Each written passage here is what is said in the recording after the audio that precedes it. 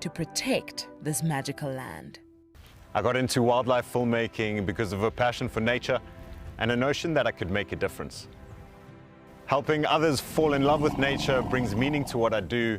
It's also a lot of fun. A couple of times per week, we receive some very heartfelt messages from viewers telling us about how Wild Earth has made a difference in their life, whether it's helped them through a difficult period or simply helped them to reconnect with nature. I think that's why we do what we do.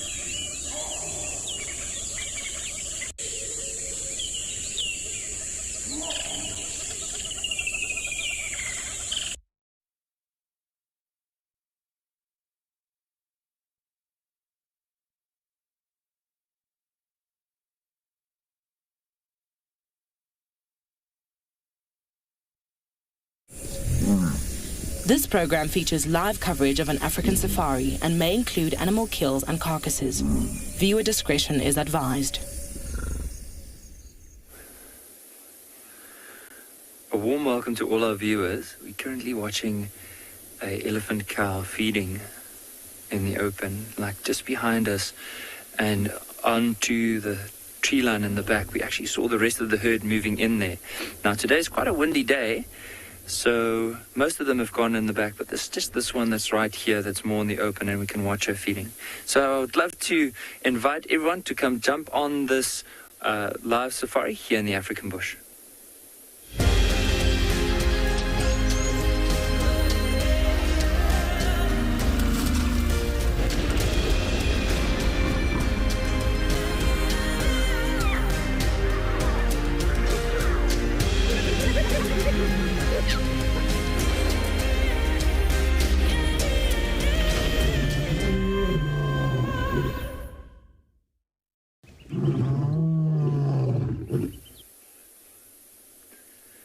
Just having a look at this elephant cow, as you mentioned earlier on, you can see the way she's moving and using her trunk to grab hold of the vegetation. You'll see she'll give it a little twist and then sometimes even use her front feet to kick the plants in order to pull them out of the ground and then from there towards the mouth. So I'm Nikki, I'm going to be your ranger this morning, and on camera we have Mpho.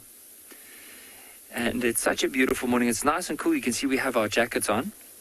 And there's quite a nice breeze blowing, and it's interesting that these elephants are actually feeding into the wind at the moment. There's quite a few youngsters around as well, but as I mentioned, some of them have moved into the tree line at the back, and it's only this one that we can see here. So let's just spend some time and just watch her for a little while. See sometimes how she'll actually grab the grass and then hit it against her body and then into her mouth. And the reason for doing that is she's trying to get rid of the soil. Because remember, with elephants, they have 6 sets of teeth that grow out every 10 years from the back. And after 60 years, those teeth don't grow back. So they need to make sure that they conserve them as much as possible. Because by adding a lot of sand into their mouth, of course, it grinds down the teeth a lot quicker. And, I mean, just shows you her experience. Even though she doesn't look like too old female, she's probably, judging by the size of her tusks, as well as the height, you can see in comparison to the vegetation at the back, probably around 30, maybe 35 years old.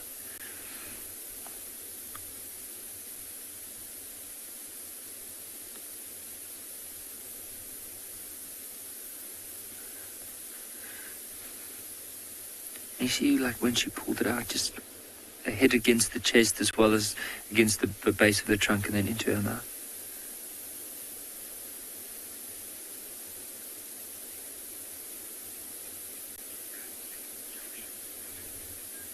But for now, we're going to enjoy spending a bit more time with this elephant. But let's head across to Josh at Tswalu.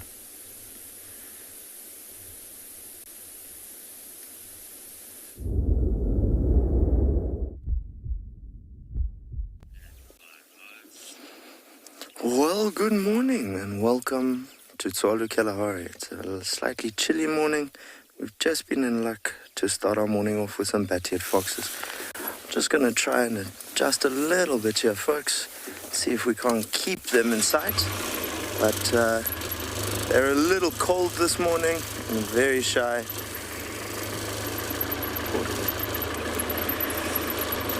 No, I do think they've taken off there. We obviously can't off-road for them. But not a bad way to start the morning. See if BK can't get a look. There they go.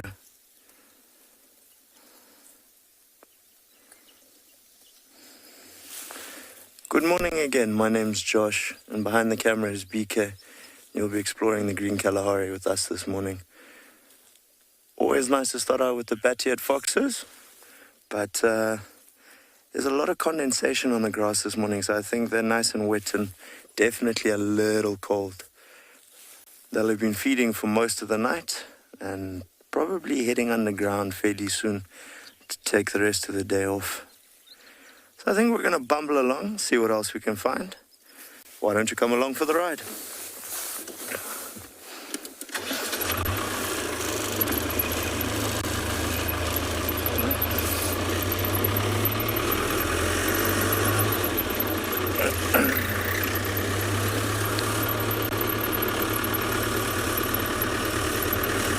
So we're going to see what else we can find to share with you on this lovely chilly morning.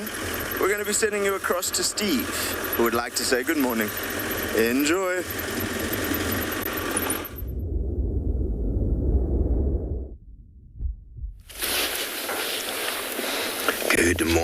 Good morning, and welcome to the dawn. Welcome to Djuma Private Game Reserve in the Sabi Sands, where we have got a male lion, believe it or not, in the long grass. He's fast asleep. I think his name's Darkman, and my name is Steve, joined by Davisito on camera, and as always, delighted and excited to have you with us. Now, shall we see what the lion is up to? He's not up to very much at the moment, everybody. His tracks came in from the gate, straight past camp, and he's now lying here in the cedar and the long grass close to Voitila Dam. And I think that's going to be his morning. He's going to move around this bush a little bit. But indeed, Josh is saying that it's a pretty chilled morning. It does feel quite chilled today. Winter seems to be on its way. I felt it already yesterday. We had a couple warm days. And often a couple warm days with a bit of wind are then preceded or followed by a couple of cold days. So normally this time of year we experience cooler weather. Up until now it has been pretty warm and pretty lovely. One of those nice mornings where rolling over and pulling the blanket over oneself is often very attractive, as Darkman wishes someone could just roll over and pull the blanket over him. But I don't foresee him getting up too much, so we'll spend a moment or two with him and then go spend some more time with some animals. Djuma, Heather, you want to know how long he's been in Djuma for? Well, the Avoca males arrived in 2018. Sometime around April was the first time they arrived right here at the dam. They got into big trouble from the Birmingham boys and they left. And they kept sort of poking their nose in for most of that year. And then the Birmingham boys just left. So 3 years or so it's been that they've sort of been in and around these areas. They came in from the north. The name Avoca means they've come all the way from further west of where Ngala is in the Timavati. And the three brothers, I haven't seen all of them. I don't even know if they are brothers, but they're definitely Pride members, ex-Pride members. I don't even know when last the other two were seen with him. But they were with the Nkuhuma Pride yesterday on Elephant Plains.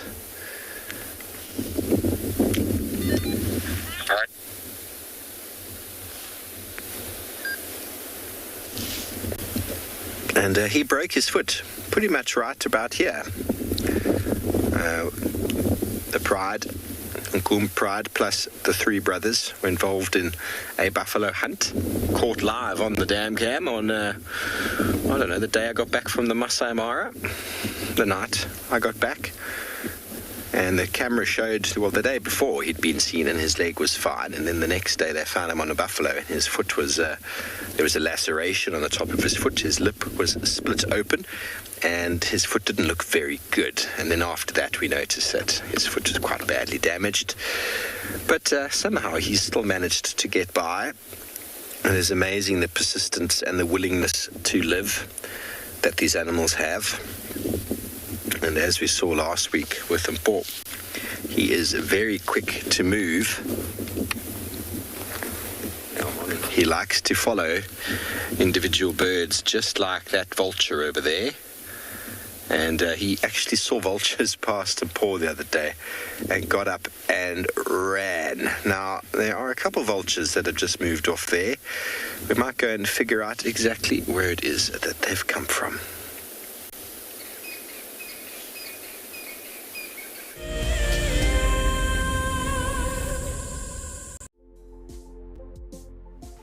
On the 27th of April, Wild Earth will be turning 14 years old, and we wouldn't be here if it wasn't for all of you.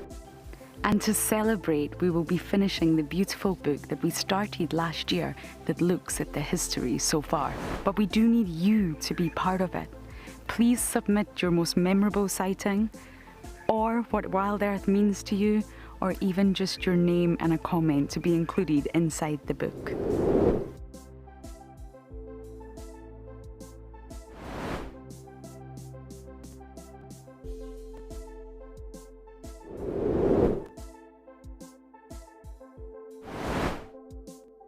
Head over to the website to add your name and reserve your copy. And a big thank you to all of you who have contributed to the book so far. For all of you Wild Earth explorers who bought plaques, today is the day that you will make your very first safari on our vehicle.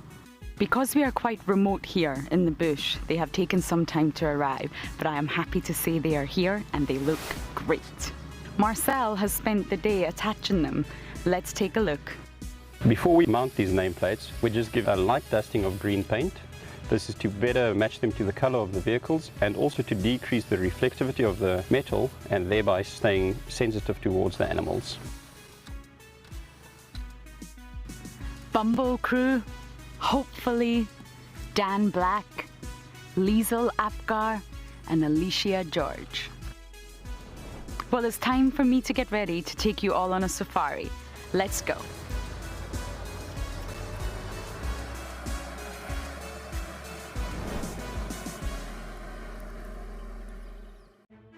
Hi, my name is Tristan Dix, and I am a guide here at Djuma Private Game Reserve for Wild Earth. We love connecting you to the African bush, and we always look forward to all of your questions. If you want to ask a question on Wild Earth, you'll need to register on the website. Once registered, go to our live safari page and submit a question below the live feed. Catch up with me on Wild Earth.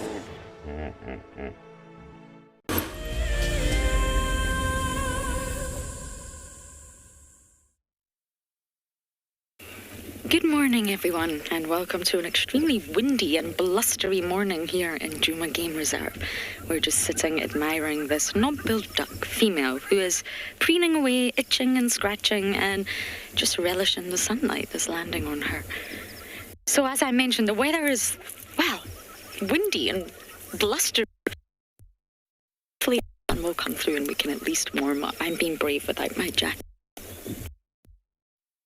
Morgan on camera this morning, and we've already checked that dens, and again, no sad, I'm afraid. I think that just too late. Unfortunately, I mean, it's well after 6:30 now.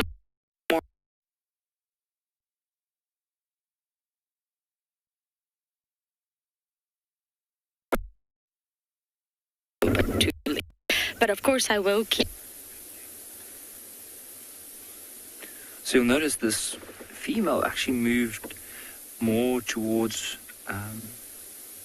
us, and just at the back there was a youngster that actually suckled on the mom.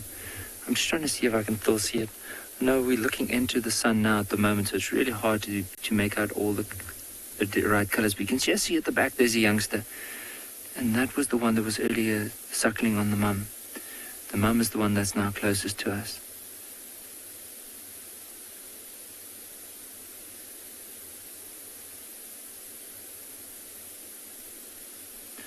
Let's give it some time and have a look at where they're going to. But if they do move behind those bushes and we can't really see them that well, as we'll carry on with our drive, wonder if the mum has maybe an itch in the back. See how she's pushing herself against that tree. But we're trying to get rid of that scratch, or that itch.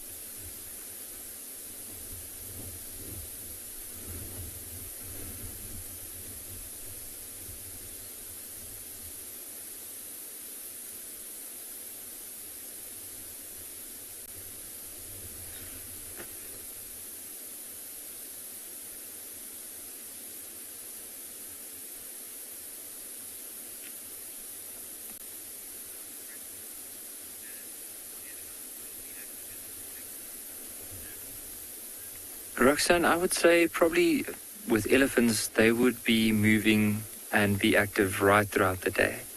There's no, like if it's a really hot day, sometimes you might find that they would move into the cover of a big tree, and that's where they'll rest up, but also still slowly feed as they are standing there.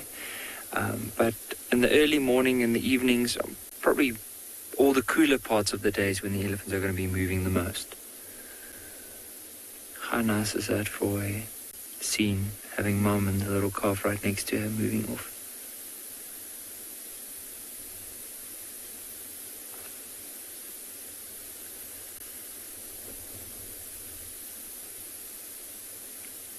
And just shows you how long that little one will take to get towards Mom's size. Now, I mean, if that is a young male, and let's say not a female, that young male, it would probably take that young male close to 20 years to get to the size of Mom, and another 20 years to be probably a meter and a half bigger, taller than Mom.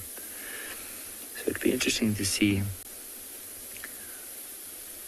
But at the moment, he's just enjoying a bit of grass. So even at this age, you can see the tusks are slowly starting to show. So still very young, probably under the age of 2 years. And then look at that little one that's just moved closer. I don't think if I can see any tusks on that one. So often tusks will start showing at around about a year old. So if you can't see any tusks, then you know that little elephant is less than a year.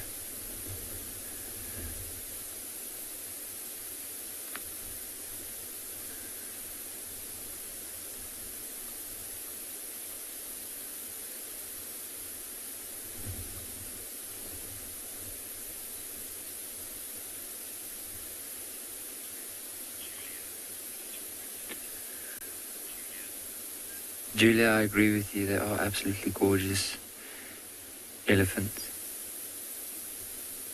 And just being able to watch them like this with having the light behind them is also really nice because it brings out a lot of the golden colors in the grass. So let's just sit here and enjoy.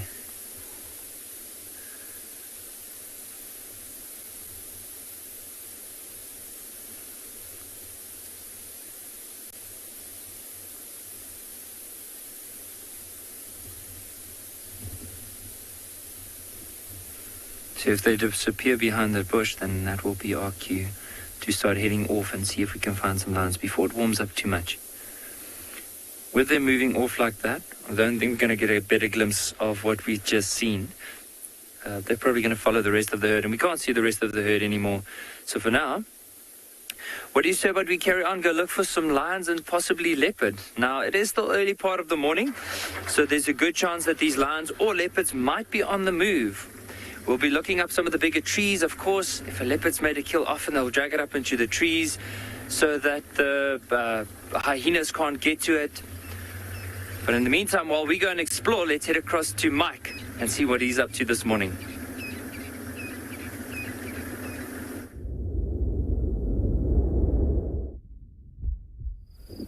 Watching a beautiful aggregation of different herbivores as well as one black-backed jackal here on Impala Plains. It's a windy, rather chilly morning here at Pridelands.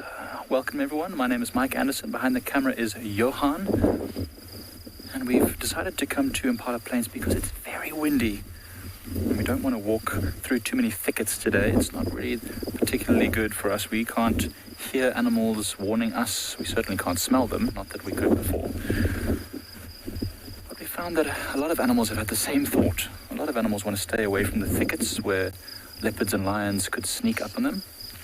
I don't know, Johan, if you're able to see that jackal just moving through there. It's a very far view, but it's probably that same jackal that was calling yesterday.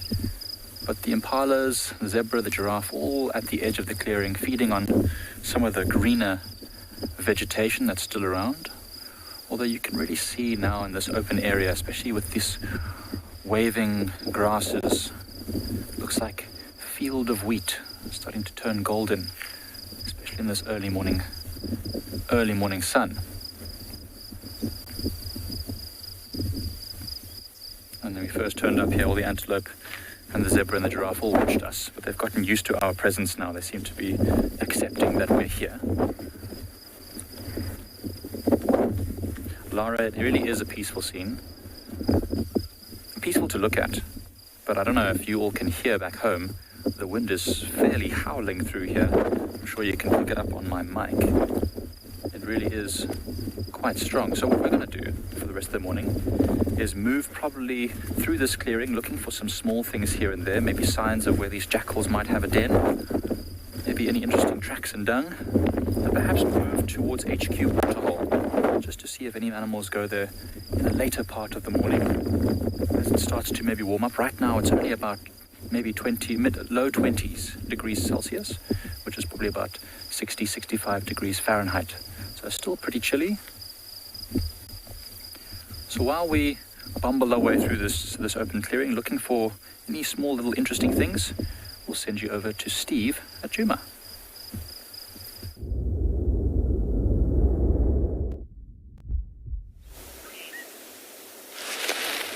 Welcome back to Djuma, everybody, where we've gone from a very flat cat to a beautiful, beautiful female giraffe who's just chilling out here in the open.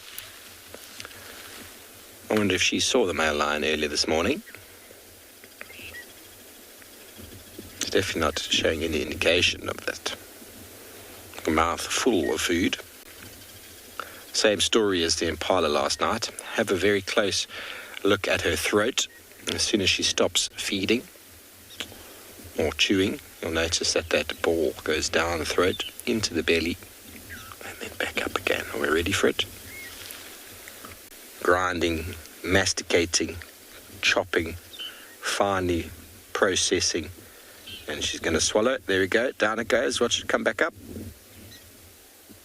Whoa, here it comes back up again. That's very cool. Very good adaptation for these animals. There's no stomach acids or anything like that in that first chamber. That's basically just a storage container filled with saliva from the chewing. Basically like your preparation bowl when you're chopping vegetables. You chop them, or you gather them from the garden, and then you go and rinse them, and then you chop them later. That is what this is. And those that get chopped finely sink to the bottom of the stomach, and then they go through to the next chamber in the stomach where the actual breakdown and absorption starts to take place. Now, I wouldn't be surprised if there are in fact more lions around. The way that she's been sort of standing around looking, it's possible she's maybe seen something else. Giraffe are very reliable indicators, but if she had seen something, she wouldn't be chewing right now. She's staring into the distance, but she would be stopped chewing. Justin, it's hard to say. I mean, every now and again we might have them for a week or two at a time, and then we don't see them for weeks. So there's no real hard and fast sort of rule about when they come and go, but they're not a common sight on Djuma, to be honest. We see them on Chitwa more often and on Buffelshoek, but we don't actually see them that often on Djuma. Sabi Sands, for the most part, due to the density of lions and the density of the habitat, giraffe numbers are actually quite low in these parts. I remember working down south, people would actually call giraffe in on the radio because it's one of those animals that people want to see. They come from all over the world to see the giraffe, and they're not in enormous numbers. In the Kruger, towards the east, in the basalt flats there's huge numbers of dwarf or stunted knobthorns, and the giraffe numbers that side are just incredible. I get groups of 30, 40 giraffe together.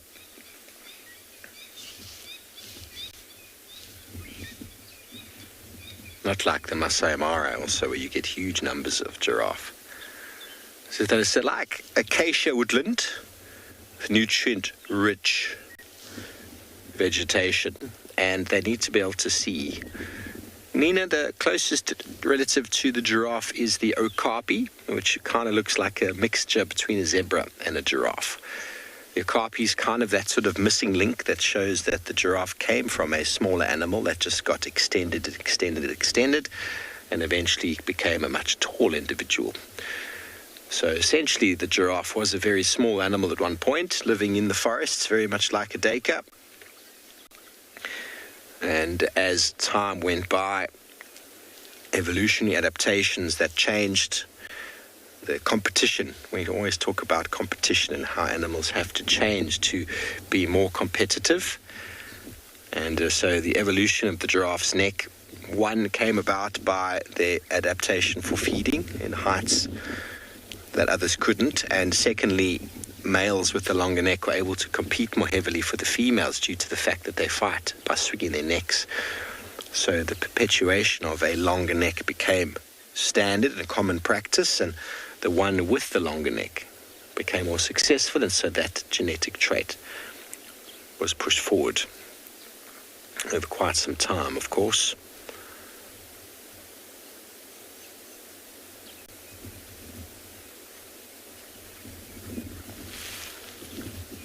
You ever seen an okapi, Darby? I haven't. No.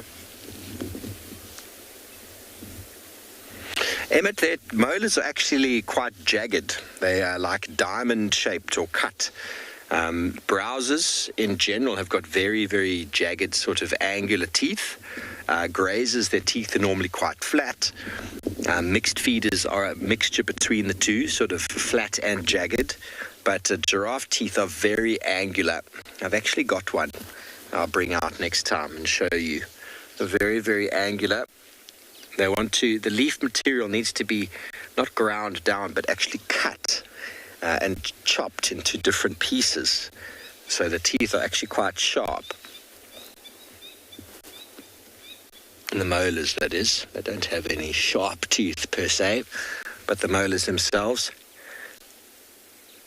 Our molars, if you feel, they've got sort of sharp edges to the sides, whereas the giraffe has sort of got cross sections of sharp angles along the middle of the teeth of each of the molars, sort of these cross-angular lines that obviously cross over each other from the top to the bottom, and they work perfectly for grinding and chopping the food up very finely.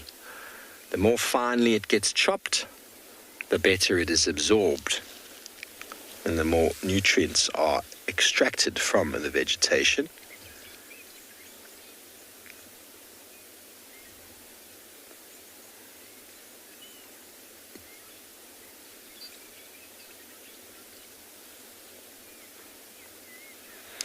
Carmen, I haven't really seen giraffe eating marula fruit itself, but I've no doubt that they do eat marula fruit. Most animals out here will eat marulas. They do eat the leaves sometimes.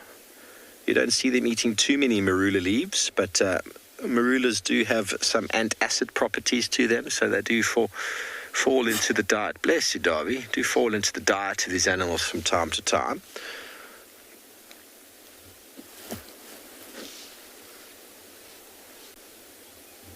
But it's quite a tricky business. Unless the giraffe picks the fruit up from the tree itself, they have to pick them up from the floor, and well, that's a very difficult thing for giraffe to do. They have to undergo all sorts of gravity processes to get the head down below the heart. The giraffe has evolved processes to do so, but for the benefit of just getting one or two fruit at a time, it is an enormous task. They do get enormous amounts of their liquid from the vegetation they drink, and their very specialized kidneys help them to absorb huge amounts of the liquid out of their urine, which gives them a very concentrated urine, because having to bend down and drink at any stage is quite a difficult affair and puts them at a bit of risk. A very top-heavy animal. When their head is low, they're very off balance and they're at threat. But it is splendid when you do see giraffe going down for a drink. You'll often see them out in open areas where there's a carcass. And they'll bend down to pick up a bone, feed on the bones of dead animals to get the calcium, magnesium. You see it especially with females that are pregnant.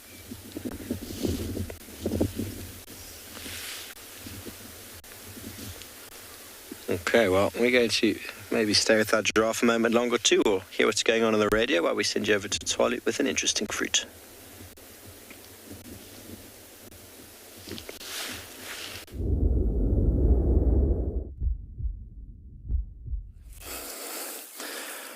So folks, myself and one of our other guides were just having a chat.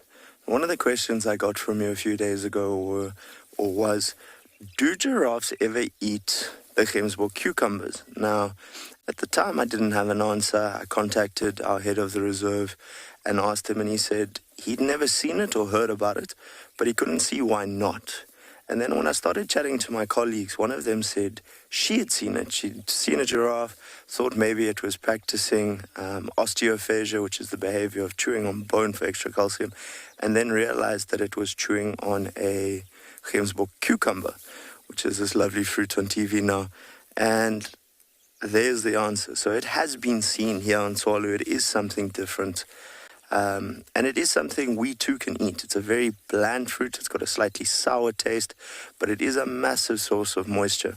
I'm just going to ask BK to come towards me here for a sec and give you a little look inside this particular fruit, and you can see a massive amount of seeds. So this one, by the looks of it, was probably chewed on by a porcupine or something, and then those armored ground katydids have eaten most of the flesh. So those seeds you can cook on a fire, generally in the ashes and that, so it's not too hot.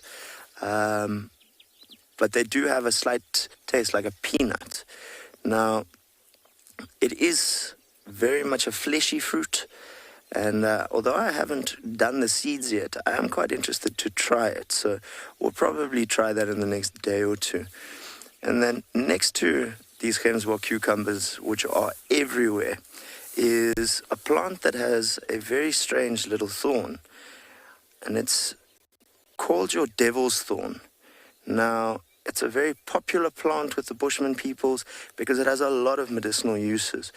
I have heard it called elandsdoring or skaapsteker in Afrikaans, but it's got quite a nasty little flat, very thick base thorn, and that's how it's spread. It's a vine on the ground, and this is the flower that'll go with it.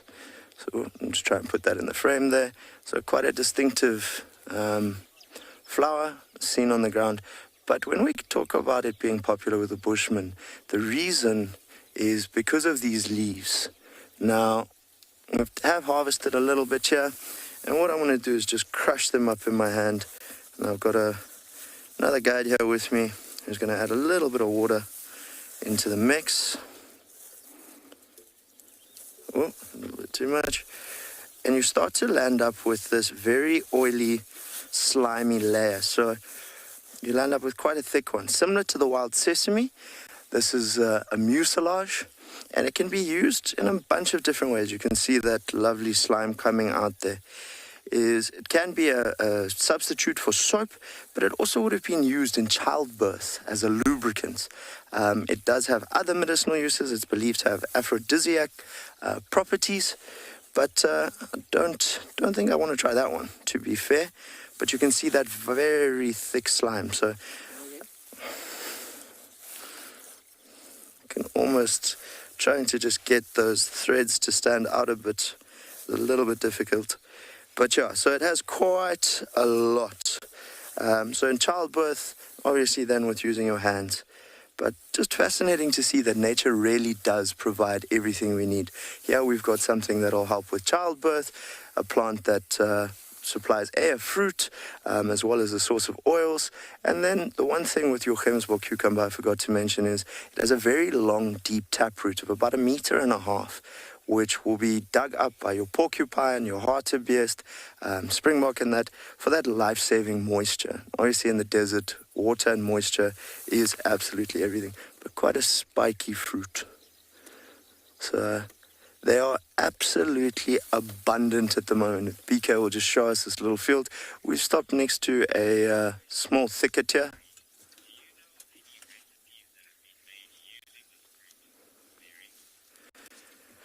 They are everywhere. So we've been doing our annual game count, and from the air, when I say you can see truckloads of them, it is not a joke. So we've had a question from Mary, and the question is, do I know of any recipes used with this particular fruit? Now, funny enough, myself and Kevin, the other guy, were just chatting. He says if you put it on a fire as it is with that thick skin, you heat it up like a braaibroodjie, you cut off the top, and you just add in a little bit of sugar to get rid of that sourness. You can actually eat it almost like a yogurt. I do know that the seeds will be cooked and maybe lightly salted and eaten like a peanut at our new Klein Jan restaurant. And I'm fairly certain if you wanted to, you could probably find a way to mix this fruit's flesh with, say, a peach or something, and actually make a jelly. So it would be almost that gelatin added in. So there's definitely a few different ideas there, Mary. Personally, I've only ever eaten the fruit as it is. I do want to try the seeds and see if cooking them makes a big difference.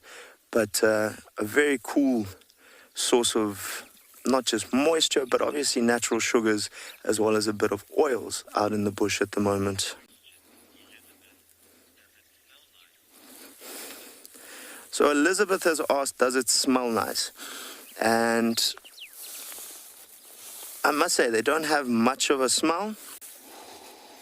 It smells a little bit like watermelon, to be honest, Elizabeth. A very bland watermelon, but yeah, I'd say watermelon's going to be your best bet. And those seeds are very small, actually. They're not a very large seed at all. But so not just the consistency in that of watermelon, but also the smell. And a very, very thick, very rubbery skin. So quite an interesting little plant. And something very abundant. But yeah, I think that's us on our fruit mission for the morning. And I think we're going to hop on and see what else we can find. Obviously, it's not just these everywhere at the moment. We're very lucky. We've got a lot of tama melons in the area as well.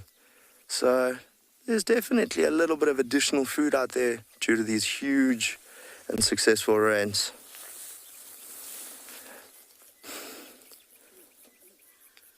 So as much as we're about to start our bumble, we're going to send you across to Lauren, who is on a bumble. Enjoy.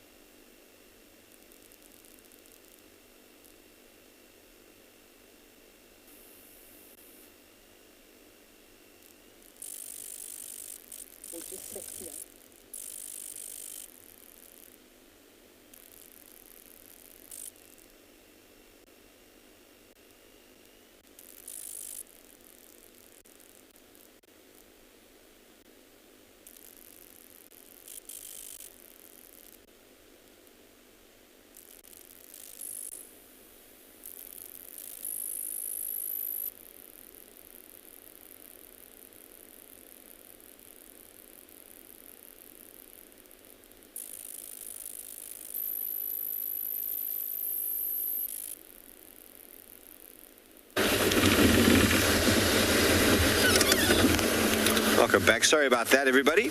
We not sure what's happened that side. We've just moved on from our giraffe. There were some female tracks here just now. I'm just going to try to figure out where they've gotten to. Female leopard tracks, that is. They don't seem like they're that fresh. But it's been quite windy. So when it is windy, tracks do lose their edge, and the trees also can affect what's going on. So here is a tree in the road, everybody, that we will not be able to push back. That is what elephants do. This beautiful silver cluster leaf has just been smashed. Okay. We'll obviously go the other way. Sometimes a roadblock like that means you've got to go back that way, which is often a good sign. Don't you think, Davy? Yeah. How many times have we had that little tingling feeling or that reason for changing and then we find something cool? Oh, you're taking the jacket off already, Davy? I reckon. It's getting warm in the back there. Getting warm in the back. Okay, well, let's go back here. We were trying to figure out where those tracks have gotten to, so let's go back, see if they've actually cut that other side. It might be the reason that Giraffe has been looking the way she's over there, looking in this direction. Now, Shadulu was mating up until a couple days ago with Tortoise Pan male on Simbambili side. And we were tracking male and female leopard tracks sort of in this area the day before. Was it your guys' first morning, eh, Davy? So what was that, day before yesterday? And we weren't able to find anything, but I'm almost certain that the female tracks were those of Shadulu.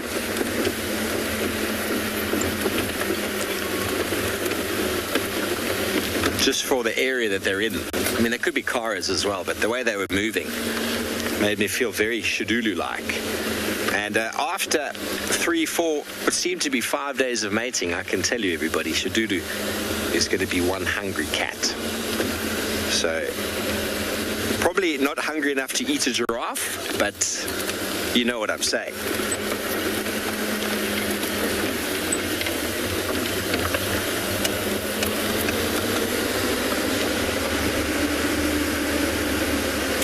Well, you're all very excited. We need to find very fresh tracks because, like I say, they were there, but they weren't like listening. And I didn't drive this road yesterday morning, so I can't say whether they were here yesterday morning.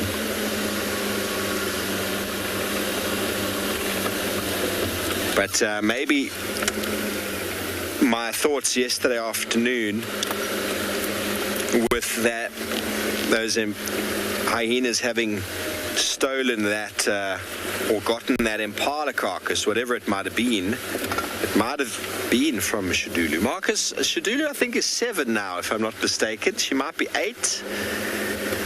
She was 5 when I first met her. 4 or 5 when I met her in 2018. 19, 20, 21.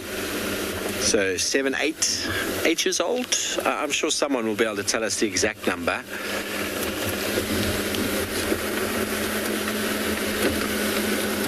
She is my favorite female leopard, by the way, everybody. Those of you who didn't know that.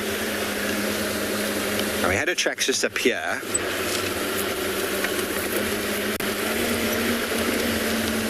I'm going to go check Western Quarantine, exactly towards where that giraffe was having a little look. And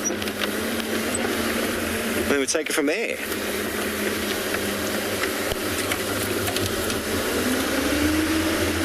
Looking in all the trees.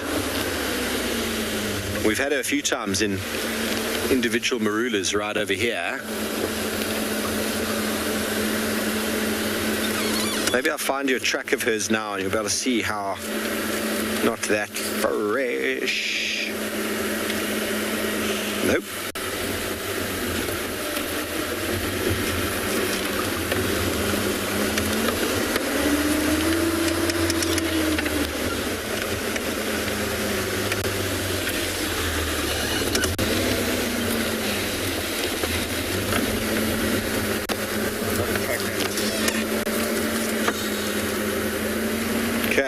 Try to figure out where this female leopard has possibly gone to. We're going to send you over to Nicky, who's also trying to find himself a spotted cat.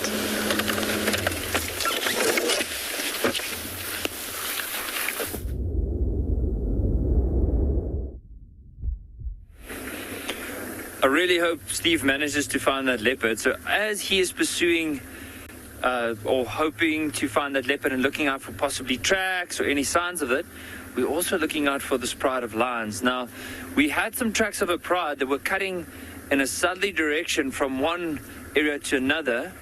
Just want to have a look. There's something that was in the road, possibly just the trunk of an elephant. And it might, like for us, to drive specifically this road, if there's any signs of them, they possibly would cross over the road, or maybe even there'll be some signs in the road of them being here. If we don't find anything, we'll head back to the last tracks and hopefully see if we can track them off on foot. But for now, I'm just slowly driving and looking out for the tracks of these lions. Now, because so I'm just looking on the side so I don't miss anything. Because there are few members within this pride, so let's say at least 4 or 5 pride members, there's a good chance with the soft sand in the road they'll be able to see once they cross. But if not, I think it might even be worth it for us to do a walk soon. So just to give you an idea where we're going to be possibly doing our walk, is there's an open area just off to our right here. Now, if you look here on this side, there's a game trail that comes down, and the last tracks we saw were coming down in this direction. Now, we haven't seen any tracks crossing. And if there were any, like on this game trail right on this side here, there would have been signs of them, and I can't see any track. So maybe, I think what we'll do is just go off for a little walk and see if there's any signs of these lions. So wish us the best of luck. And yeah, hopefully we find them soon. But in the meantime, I'm just going to slowly move up this road just to make sure that they haven't decided to cross over like this. But let's see if Mike on the bushwalk has some better luck.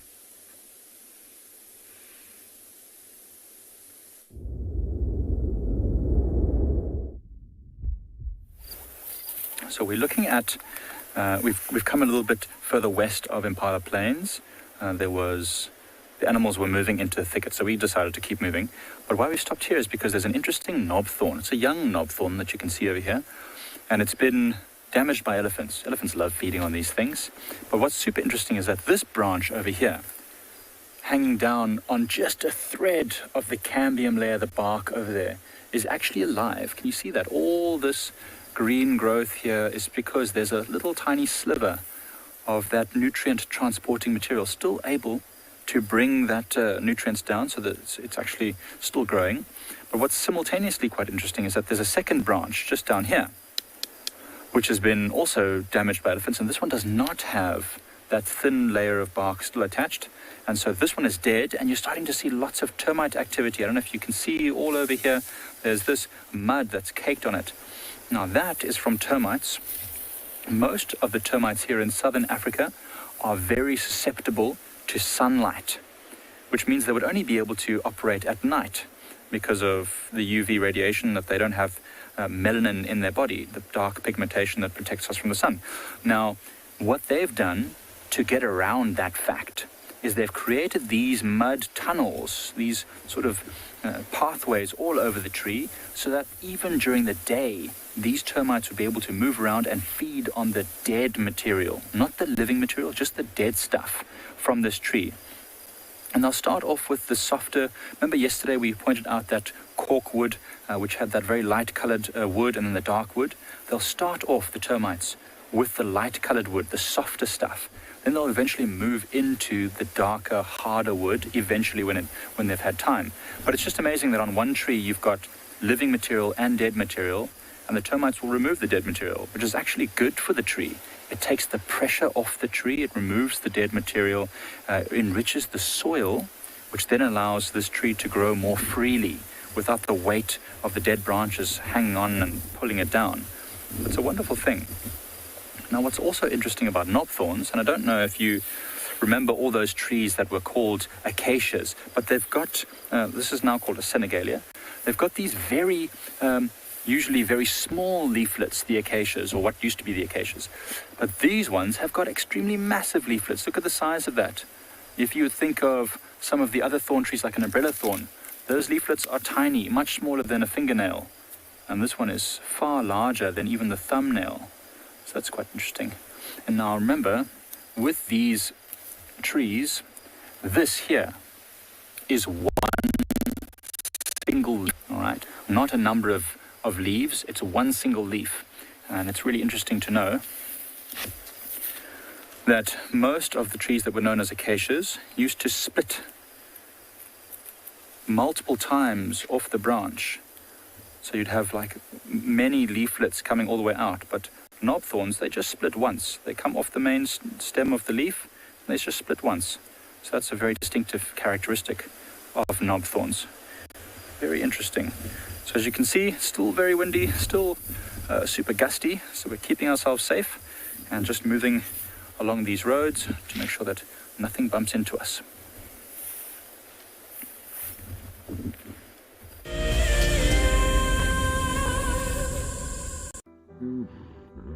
Nestled on the banks of one of the largest lakes in the Sabi Sands lies an award-winning game lodge called Chitwa Chitwa. Many of you will have been on safari here virtually with Wild Earth, but now we are offering you the chance to see it for yourself in person. Sign up to be a Wild Earth explorer before the end of April, and you and a friend could win 3 nights to this luxury lodge. In addition to the unforgettable safaris, you can unwind on the deck, relax in the pool, and even savor the various bush dining experiences. Chitwa's holistic approach to hospitality, with specific emphasis on conservation, will leave you with the very best memories of the African wild. Wild Earth Explorers, it's in your nature. For many years, Wild Earth has taken viewers from around the world to the Mara Triangle, a place of majestic beauty and abundant wildlife. But it wasn't always like this. Before 2001, it was infested with poachers. Illegal harvesting and hunting was rife. Now the situation couldn't be more different.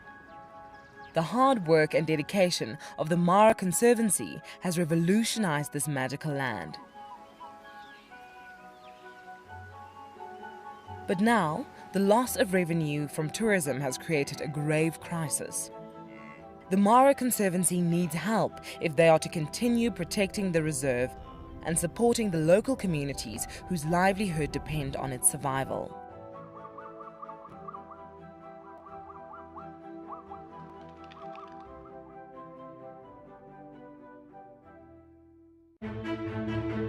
I'm Nikki here at Ambion Ngala in South Africa.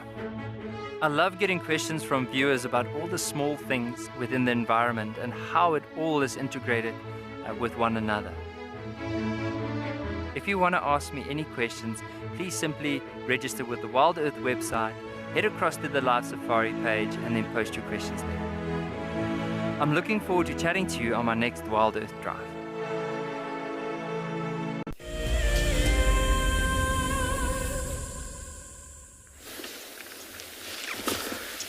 Well, everybody, we figured out why Our Lady was looking into the bushes this side. Look at this beautiful fellow. He's gorgeous.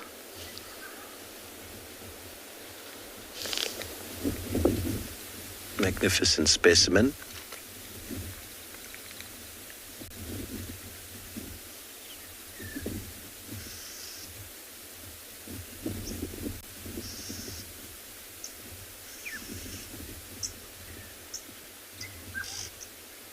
There's accompanying oxpeckers.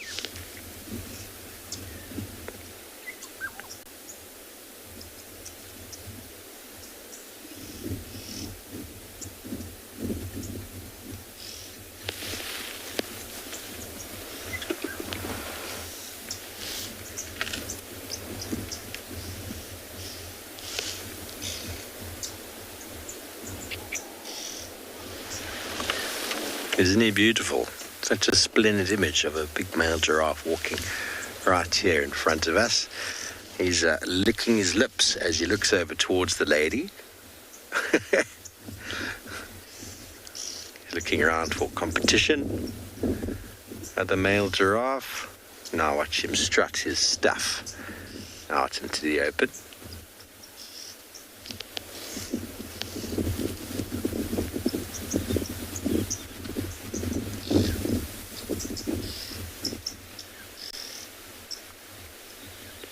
Looks a little bit stiff, doesn't he?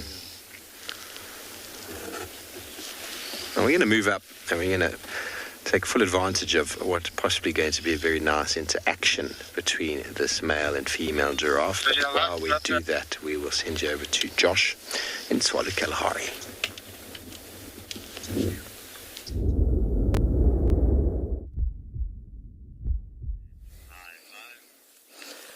Folks, we have found a very relaxed black-backed jackal who is very curious about something. There's a smell he wants to know about.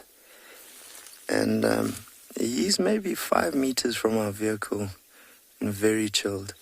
And look at that, he's sitting like a dog. This individual is in incredibly good shape. That coat is very glossy.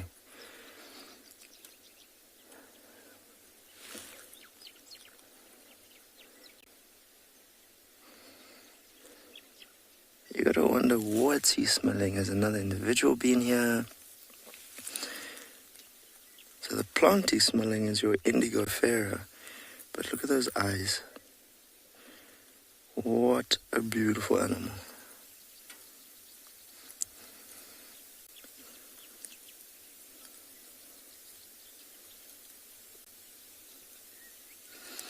So scent plays a massive, massive role in the animal kingdom.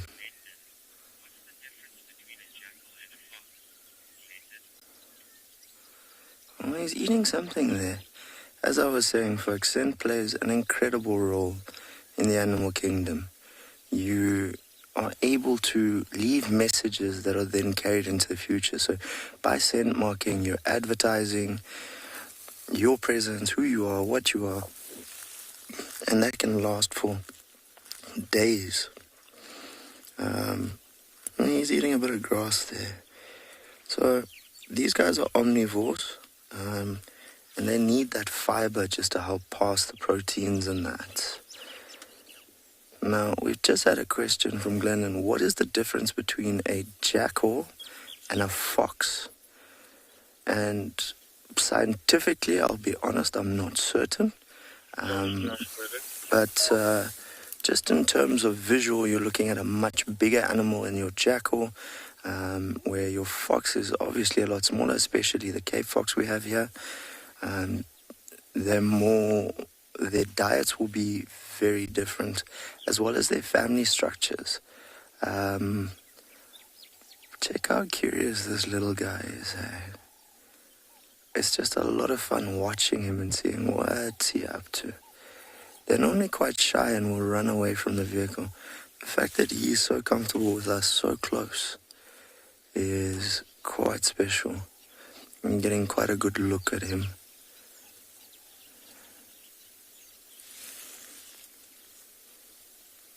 There's definitely a lot going on.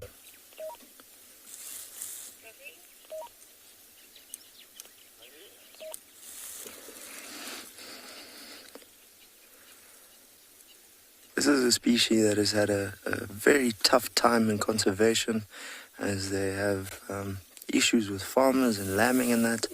So they're often very skittish. But this individual is definitely proving to be the exception. I would love to know what he's smelling though, because it's genuinely fascinating him a lot. Their sense of smell is obviously a lot stronger than ours.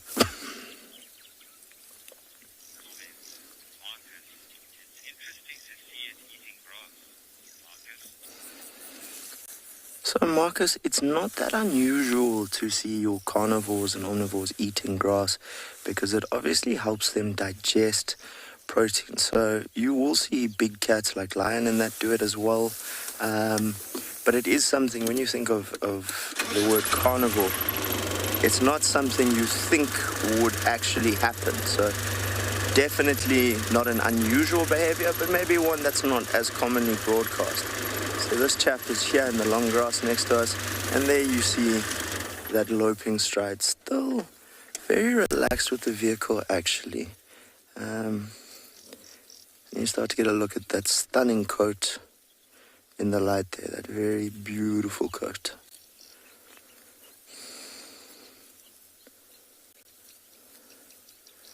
Such a curious youngster, hey? But what a pretty animal.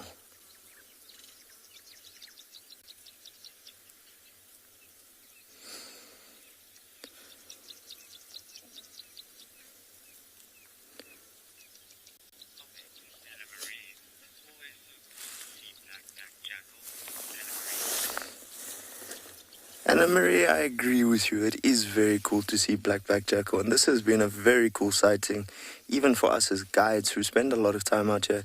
They're very seldom this relaxed and certainly never this curious. They are a very curious species because they're constantly watching what's going on around them, trying to find their next meal, communicating between each other, between family groups. So there's a lot going on out there for them. And I think what was particularly cool for me was that very relaxed behavior. This is not a habituated animal. This is a as wild as they come species, and it was a very nice sighting. We were both just saying we wish we had our stills cameras here, because in the beginning when we found him, he was just sitting like a dog. I mean, this is the most unusual thing. He looked like a young German Shepherd. So always very nice to spend time with him. I think we're going to bumble on and leave this chap and see what he gets up to, and see what else we can find. Let's go for a ride.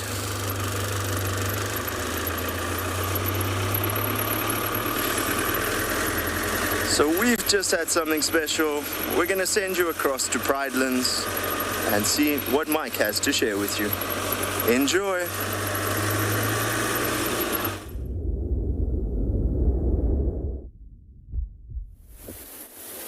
We were just admiring this really beautiful leadwood tree as we were walking down back towards the area of Impala Plains, and I just had to stand next to it with my stick on my head, because why not when you're next to a leadwood? You might be wondering why I'm doing this. To be fair, I'm not losing my mind. The reason I'm doing this is because I wanted to show off just how tall an elephant is. Now, I'm just about 2 meters tall, and my stick that I use is about probably almost 1.5 meters tall, and it's on top of my head, almost exactly as tall as where this elephant was able to reach when it was scraping against this tree. And I just thought that was amazing. So this is probably the height of this elephant at the shoulder, or just over its shoulder. That's amazing, isn't it? 3.5 meters. And you know, the tallest elephant ever recorded was over 4 meters tall. So that would be like the elephant's top of his head would be touching the bottom of this branch here. I mean, that's massive. I'm on tiptoes with my stick fully extended. That's an incredible height for an animal to be.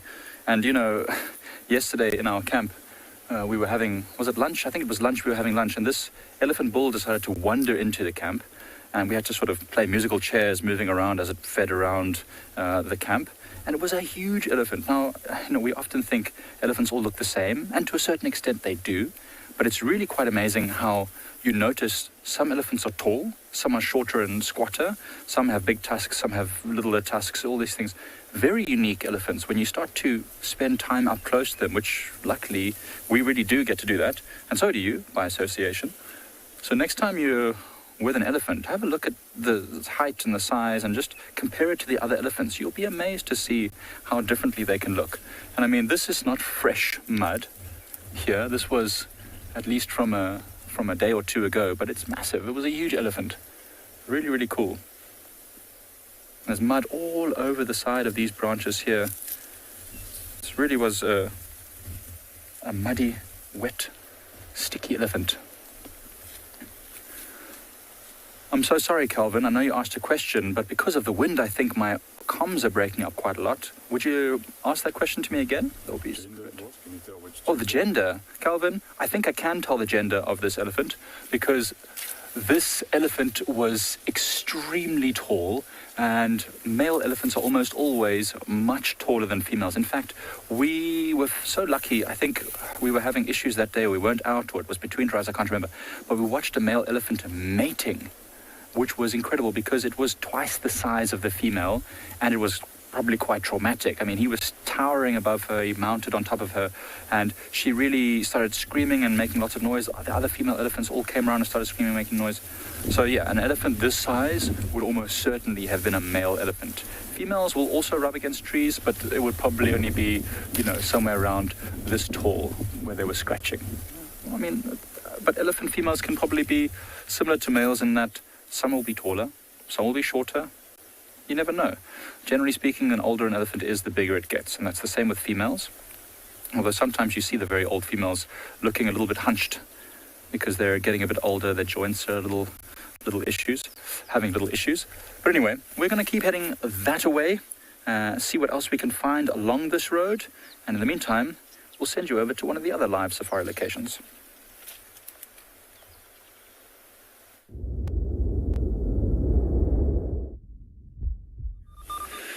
So we just managed to spot these lions in the riverbed. Actually, one of our experienced rangers, Dyke, that's with us on drive, that's going to be joining us on Safari Live for the next little while, spotted these lions from quite far off.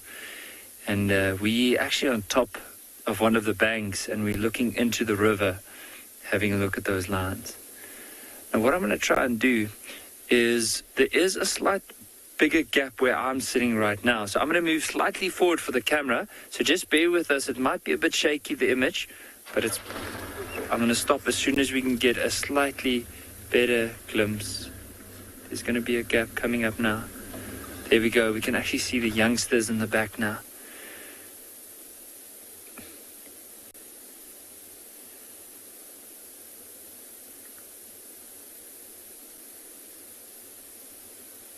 This is absolutely incredible. Like the whole story this morning. So as we were tracking these lions, they were basically going down the road, and then the track started splitting up. So a good sign or indication that they were hunting.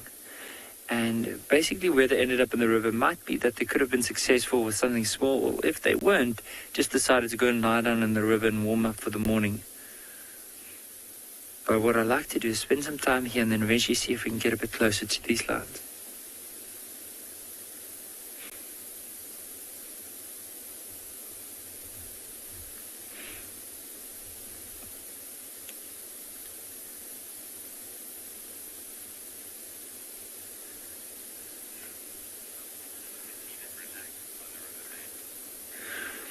Sarah, I agree. It is quite amazing to see them in the riverbed and so relaxed. And also what's nice about it is they're in the open. So I just want to show everyone where we are and where the lions were spotted from. So we're going to zoom out, and then from there on we'll probably see if we can get another glimpse of them closer. But so this is from where we're looking at these lions. So you can see we're driving on the side of or along this road here, and that's when Dyke spotted them through this clearing. But a really good spot. I mean, you could have easily started looking down for tracks, or maybe even off to the left and missed them.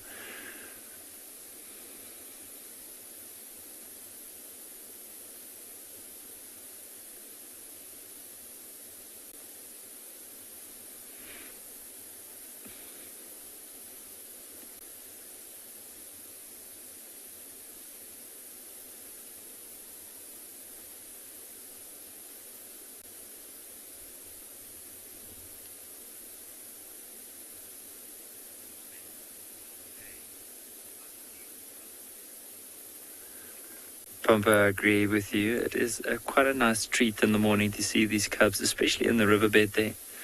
Now, there is a lioness just lying down to their right from where we are.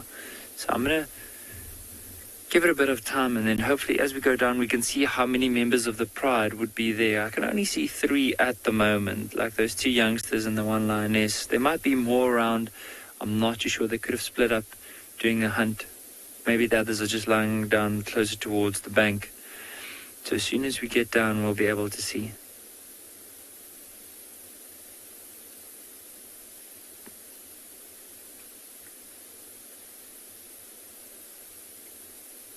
But just judging by the size of their bellies, I don't know if they've had anything to eat during the evening. So with these particular cubs we're looking at now, you see the one slightly closer to us. You notice the difference in color. I mean, he's more of a sandy color, And the one facing away with her head down is the female. She's more of a darker brown, golden color. Now, she'll probably stay with the pride her whole life, but that young male, once he gets to the age of 2.5 years, that's when he's going to be pushed out of the pride by the more dominant males. However, I must say, I have been seeing quite a bit of a change where there's a young male currently with the Birmingham Pride that's 5 years old, and he's still with the pride. Where he's just being very submissive, and because of that, the males have actually been tolerating him in the area. But in normal conditions, that's when these males, or this male, would probably be pushed out. And because he's by himself, he might join up with other younger males, probably the same age, and form a coalition, or may even just be by himself and become nomadic until he is dominant enough to take over another pride. But I think for him at this very point in time, he doesn't really think about that. He's more focused on when his next meal is going to be and when Mom's going to actually go out and hunt for him and for, of course, his sister.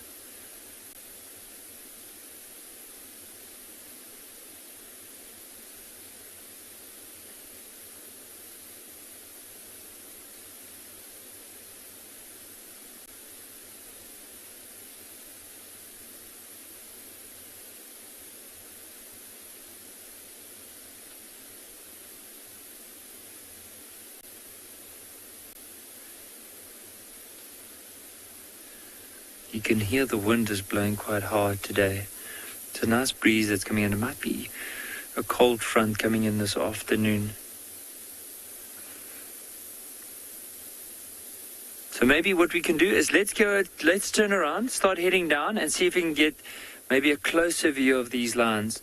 It's been really nice being able to see them from a different angle here from the top, but I think it would be quite great to get into that river and have a better look at them. So I'm just going to move forward here, find a nice suitable place to turn around, and as soon as we can, we'll head back this direction and cross into the river. And then while we're doing that, let's head across to Lauren on a bumble.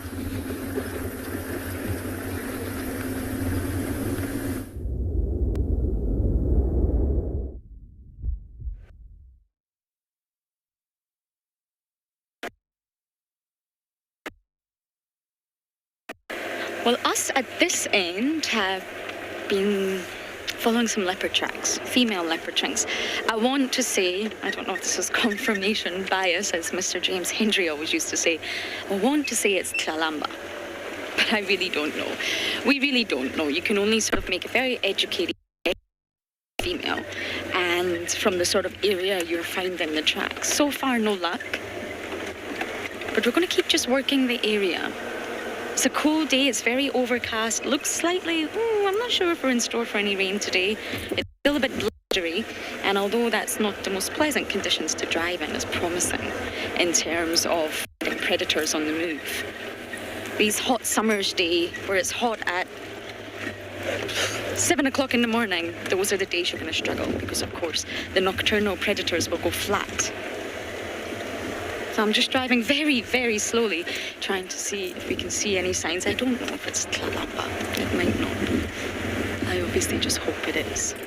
Many of you are asking, is she pregnant? Has she got cubs? We don't know, is the answer. It's likely yes.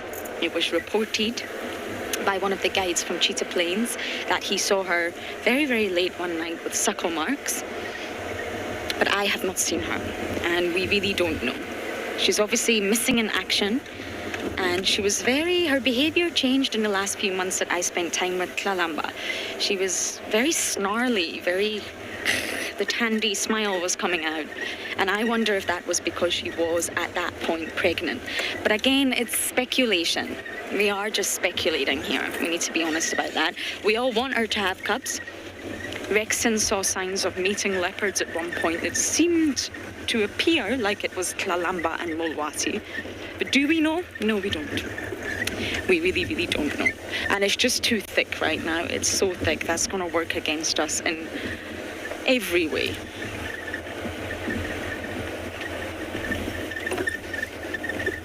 Monica, not in any way, shape or form. From two very different, sort of separate lineages. Tlalamba's obviously our dominant female now, and she comes from the Karula lineage. Her mother is Tandy, and I guess it's not proven by DNA yet, but we very much suspect her father is Tingana. And not only do I think she's the double of Tingana, it's in their relationship. When you watch them together, Tlalamba and Tingana, he would not tolerate her the way that he has and the way that he does if she wasn't his. So I think it's safe to assume that, but in terms of genetics and DNA analysis, I guess we don't have that result. And Shadulu comes from the west, so they're not related. And when it comes to female territories, sorry I'm not looking at you all much, I'm trying really, really hard to see through the vegetation. When it comes to female territories, it's actually more beneficial for your sort of territorial neighbour to be a relative of yours, i.e. Tandy and Tlalamba, Tandy and Kuchava, than it is a non-relative like Shadulu. You're better being close to your sort of genetics, if you like.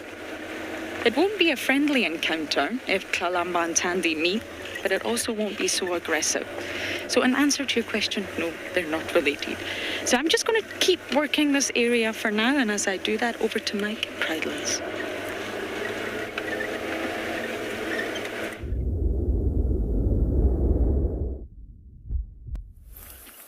Good luck, Lauren. We have found what we want to film. So we're looking for small stuff, and we found a whole colony of harvester ants that are busy bringing in the spoils of their morning forage. So you'll see here close by to the entrance hole, one has just taken a 3-awn seed underground. There's another one taking a little piece of grass stem in there, struggling with all this wind. Look at this one over here.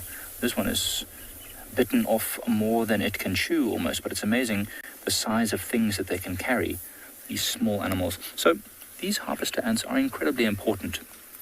They collect grass seeds from all over and bring them down into the burrow. These grass seeds have got some sort of oily substance which attracts them, that they want to feed on.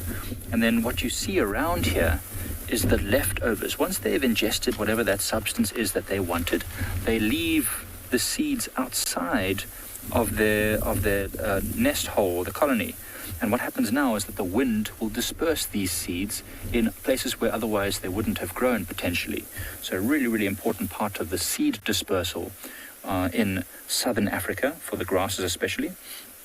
But they don't just take grass seeds, they take bits of the stem, they'll take pieces of leaves, all sorts of stuff, which is pretty cool. And if you look here, there are different types of these harvester ants. So they're over there, this small one that I'm pointing at, this is a worker. A drone of some sort. It goes out and forages and gets little things. And then if you come over here, where was it now? There. Over there is a much larger ant with a big head and a big abdomen. This is one of the soldiers. This ant here is purely there to defend the colony. Anyone that comes and threatens this colony, this ant will sacrifice itself in order to protect the rest of the workers. And in doing so, it will release pheromones probably, and more soldiers will start pouring out of this hole, and all the workers and drones will start pouring in. And so it's quite a useful and important way for these insects to remain, alive, and the colony to keep working. Every single one of these ants has a very specific role, and that's the role they live in for their entire existence. It's called a caste system. What are you looking at over there? 2 giraffes. Oh, they're right here. Some giraffes right over here. That's awesome. So as you can see, when you're focusing on the little stuff and you're taking time, sometimes the big stuff comes to you.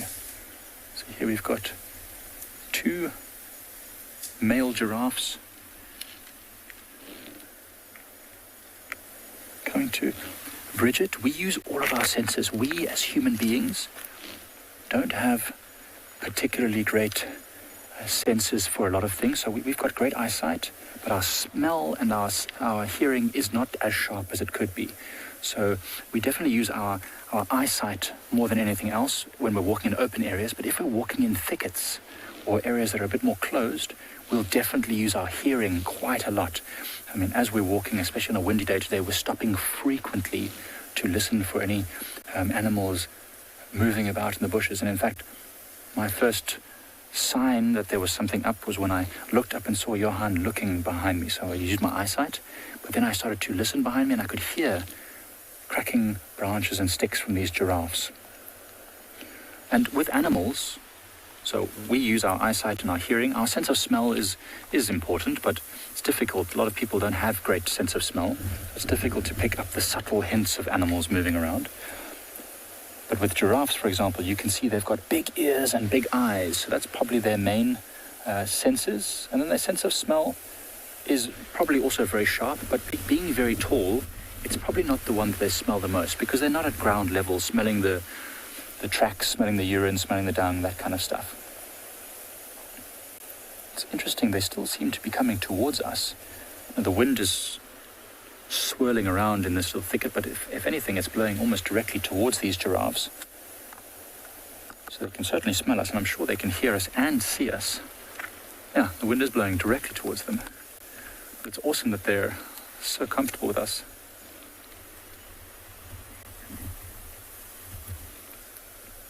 Kenny Pasta, giraffes are very curious. And, you know, it's because, Kenny, they're so tall. They're so tall and so big, they don't have to be afraid of things unnecessarily.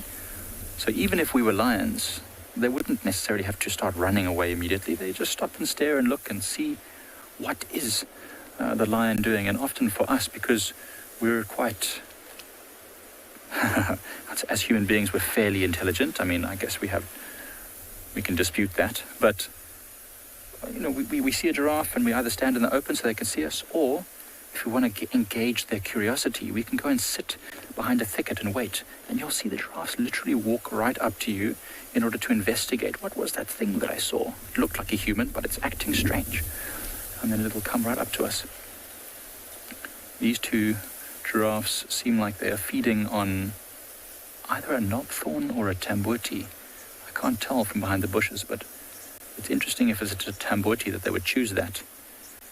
That is not regarded as a particularly good food plant. But absolutely wonderful to have them here. Oh, here comes a whole bunch of oxpeckers coming in to get their own breakfast on the backs of these giraffes. Lovely.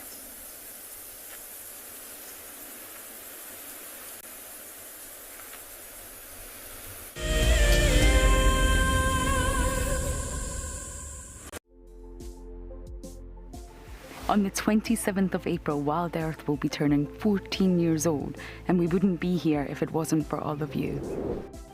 And to celebrate, we will be finishing the beautiful book that we started last year that looks at the history so far. But we do need you to be part of it. Please submit your most memorable sighting, or what Wild Earth means to you, or even just your name and a comment to be included inside the book.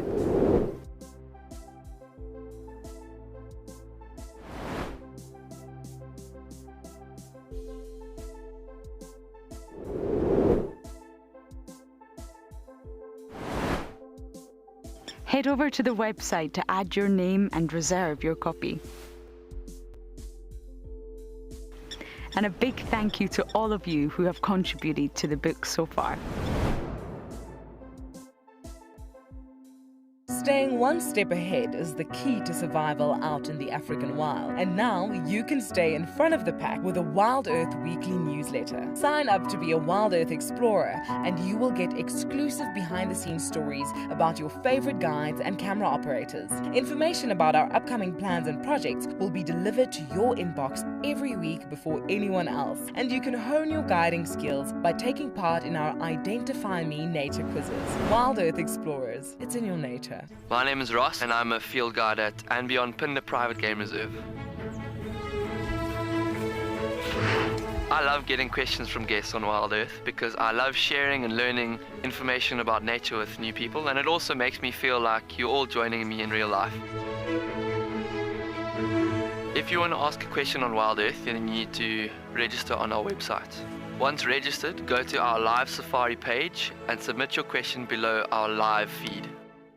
Our bodies are made up of about 60% water, which means that in a very short space of time, you can dehydrate completely, a relatively efficient way of collecting water early in the morning is to take an absorbent material like a sock and to walk through the grass, absorbing the condensed dewdrops on the grass. Once the material is saturated, you can then squeeze it out into a container, or you can suck it out directly into your mouth.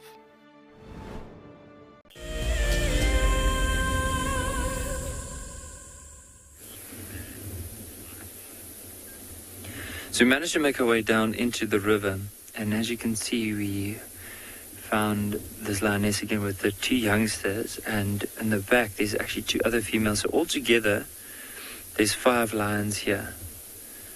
And what's interesting though is that these 2 younger females, so the one lying at the back there and her sister, have actually decided to stay with this lioness instead of going to the rest of the pride. And it might be because of the fact that this lioness is a very good hunter, and being able to look after herself and the youngsters as well as them, they decided to stay with her because they also, even though they are quite young, they are fully capable of hunting by themselves. But of course, with her experience, it just increases their chance of being successful. I see the other ones lying down far at the back. Now, just on the bank to the right of her, there were a herd of elephants earlier on. You can see she's just looking in that direction. I'm looking back towards us.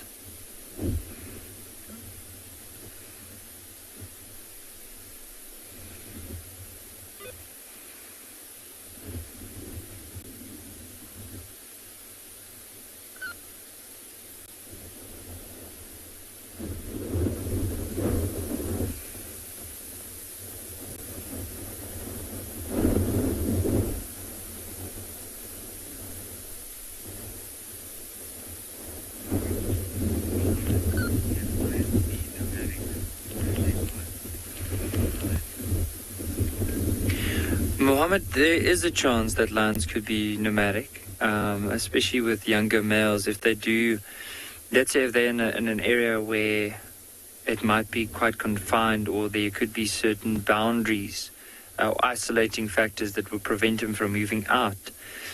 And with all the prides, there could be maybe 2 or 3 dominant males within a pride that looks after that particular pride. Then because he can't take over, and maybe because of the fact that the other males don't really join up with him, they can be nomadic for most of their life. However, let's say in this case here, is with some of the females, if they do move off, sometimes another male from a different pride can join up with them, and they can actually form their own pride. So I think there's a yes and no. It all depends on the circumstances which the lions would find themselves in. And also, like, if you think about it, let's say if this is if lions were introduced in a new area, then probably they'll be nomadic because they won't have a set territory. They'll move from one area to another in order to just find food and water. But in the meantime, while we're just having a look at these lions, let's head across to Lauren with a very interesting bird.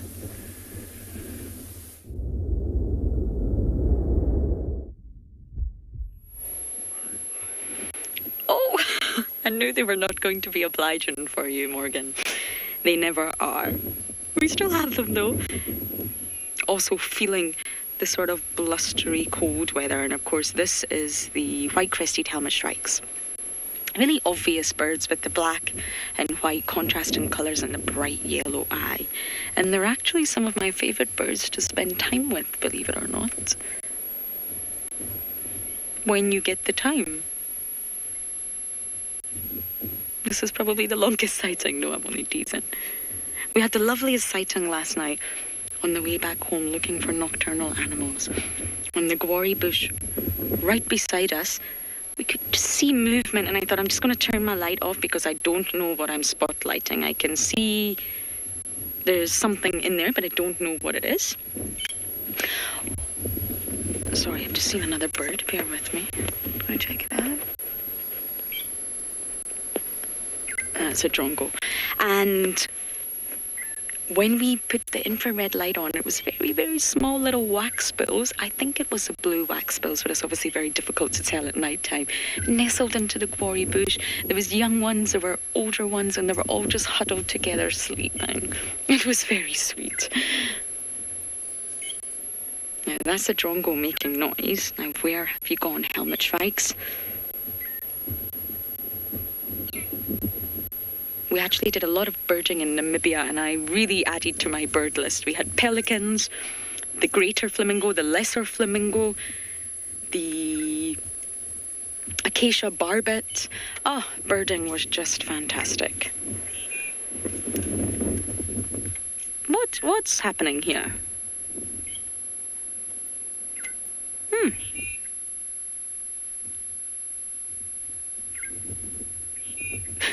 I hope you can hear how vocal Strongo is being.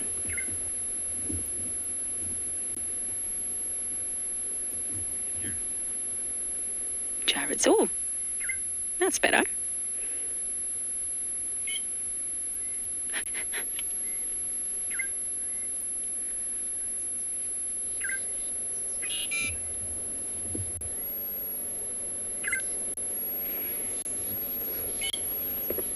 Isn't this lovely?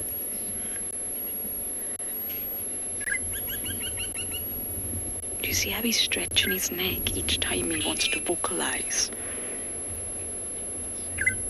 Projecting that sound further. Got a special little voice box called a syrinx, not a larynx, syrinx.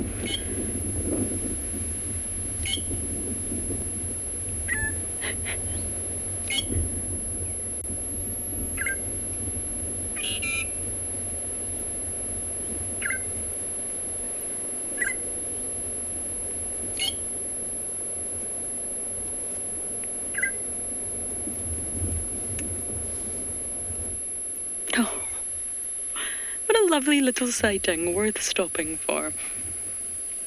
Sadly, those leopard tracks have got us going round and round in circles.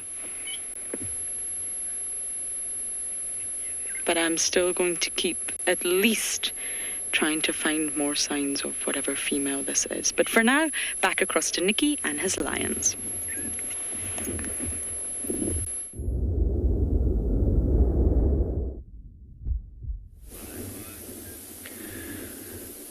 So from early on, these lions really haven't moved too much. And it might be because it's nice and cool weather. You can see early on we had a bit of sunlight, but now it's quite dark. There's a lot of cloud cover that started to move into the area. And because of this, you might find that these lions will stick in the riverbed for a little while longer. It might even move later. But if they don't move, we'll try and maneuver the vehicle off to our right, see if we can get a different angle on these lines. But for now, let's just sit here and wait and see if there's anything.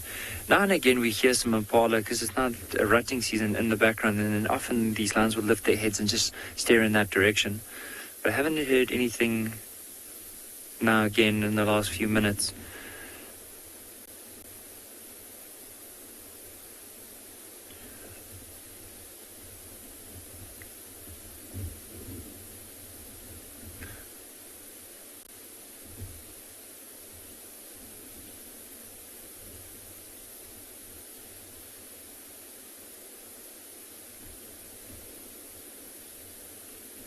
So as we're sitting here, there's actually a few bird calls in the distance. You can hear the chin spot batis, which goes like 3 blind mice. Like, you can hear a black crowned chugger as well. And early in the morning, along the riverbeds here, we can hear the southern ground hornbills with that distant African drum sound, like a doo-doo-doo-doo.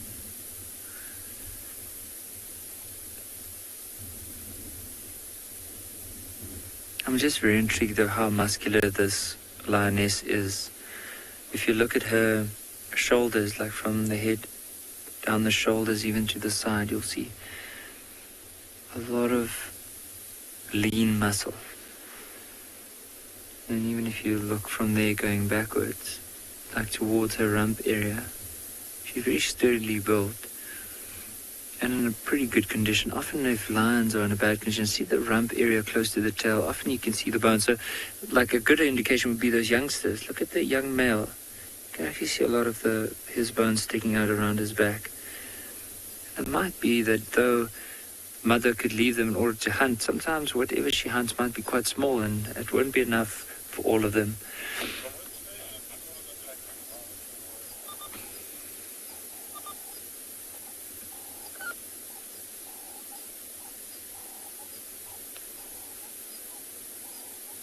The one lioness actually got up and started moving a bit closer, and this is why this female's lifted up her head just to see if there's anything.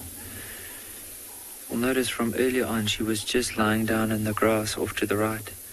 So that grass is called the Natal red top grass. It's the one with the white. Eventually it turns red in color, and often in areas that are quite disturbed. I mean, in the riverbed, you can see they can actually grow in very nutrient deficient soils. But sometimes when you drive next to the road, or maybe an old airstrip, or just somewhere, you often find this type of grass.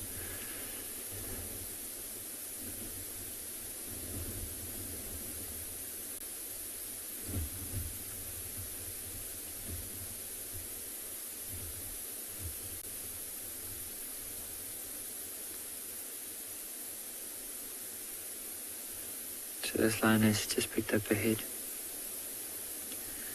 And if you look at her face, she has almost the perfect face. There's barely any scars around her face. You might notice around the lip there's one scar in there. But overall, in a very good condition. And if you look at her eyes, like I think one thing that always stands out for me with lions is that white underneath the eye. You can hear this Franklin's alarm calling, that's why she opened her eyes now. And her ears pricked back towards where the sound's coming from. And then also look at that black patch. Like if you follow her lips all the way back, you can see that very dark patch. And then that prominent white chin.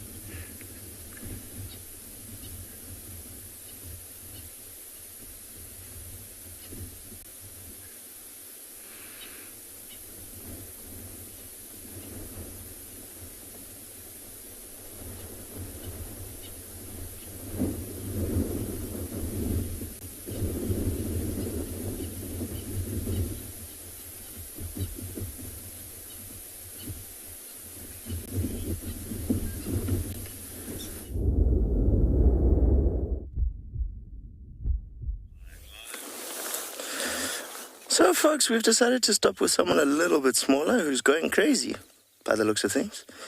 These are our southern ground squirrels, and it is the WWE Championship this afternoon, or this morning, not afternoon. So, a lot of activity going on at this burrow system. These guys are incredibly industrious diggers, and they dig their own burrow systems, even in incredibly hard soils like concrete. But there's a lot of playing going on at the moment, as you can see. There's very bushy tails, making them very easy to ID and not to confuse with your meerkats or your mongooses. They've got an incredibly bushy tail, which they use actually as a sunshade when foraging. So these guys will feed on most plant material, quite an extensive range, dig for bulbs and roots and that, as well as certain species of insects. Looks like they're cleaning the burrow system out there, but... Whee! This chap has a lot of energy.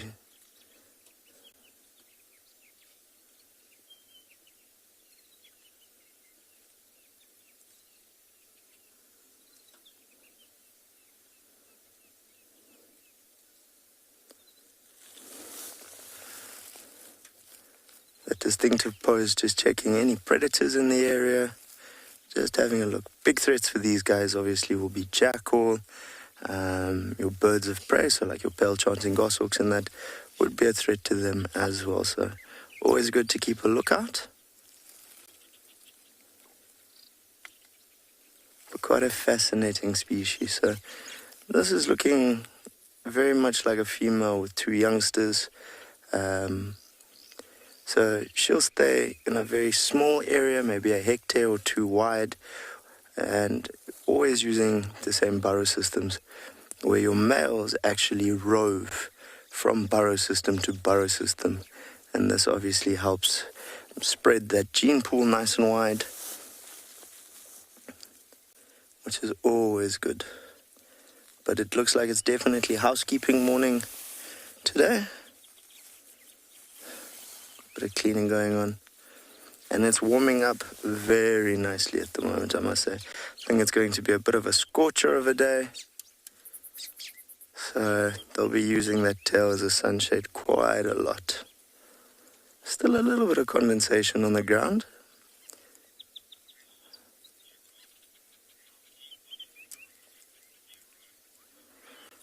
So Jerome, how deep are those burrows? I've never excavated one, and there's not a lot of literature on them. I have walked over an old abandoned burrow system and fallen into it. Funnily enough, I broke through the roof. That salad diet wasn't working for me. So, and that particular one, the tunnels went down roughly about a meter, so 3 foot. So they get fairly deep. Remember, those tunnels have to be long enough and deep enough that something like a jackal can't dig them out very easily, because this is their primary safety net. So I'd say you're probably looking at quite an extensive tunnel area, maybe covering 10 or 15 square meters if it's quite a big colony. These guys get up to about 30 in a colony. And you're looking at, I would say, a meter to maybe a meter and a half absolute max straight down. But these tunnels aren't going straight down. They twist and turn in that, and it's one of the ways they excavate quite a large area, but also it helps them have multiple exit routes from things like our Cape Cobras here, or puff adder and that as well, which will most definitely feed on them.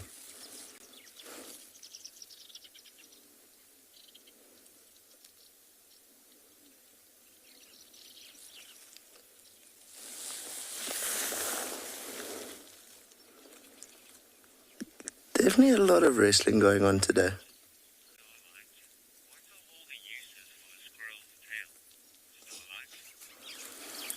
So what are the uses for the squirrel's tail? I think you'll find that it helps keep them balanced, especially when they're standing on their hind legs or they're running. It'll help them turn a little bit potentially. And then obviously as a massive sunshade is the most primary use of them, I would say. Obviously out here, these guys primarily occur in semi-arid and very warm regions, so that sunshade giving them the ability to stay out of the direct sun and feed during the hottest parts of the day would be a very big advantage.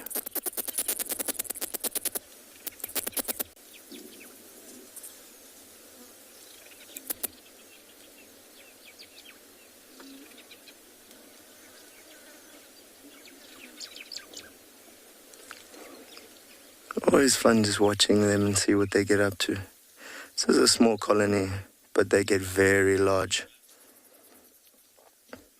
So I think we're going to leave our little friends to finish cleaning house and having their wrestling matches.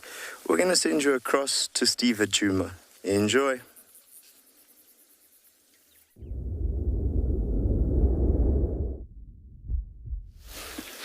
Welcome back, everybody. Well, we were following up on these vultures earlier, and we tried to get a frame of them before, but they flew away before we could get them on shot. But what was quite nice about the vultures was that there was a white-headed vulture with them before.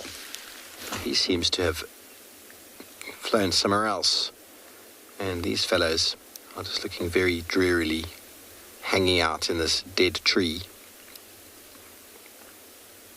So often vultures are worthwhile to go and investigate. You see a group of vultures together, but if you see a group of just white-backed vultures, often not too much to sort of worry about it. Often what it means is that they've gone and had a bath, a rinse, and then they've gone and hung out in one tree where they've then spent the evening.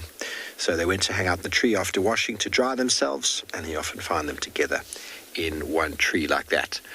If you find multiple species, especially if there's a hooded vulture there, or a batelier, or a tawny eagle, then I can be almost certain that there's some form of carcass or meat on the ground.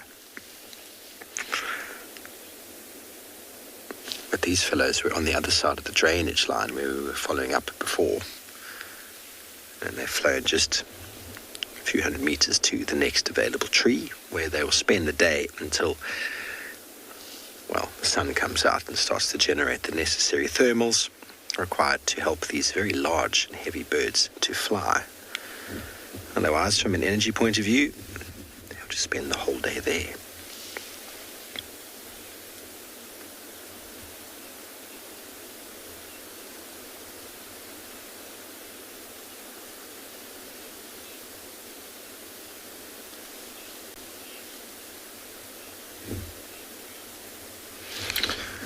Liam, it's because the dead trees have got no leaves and branches in the way.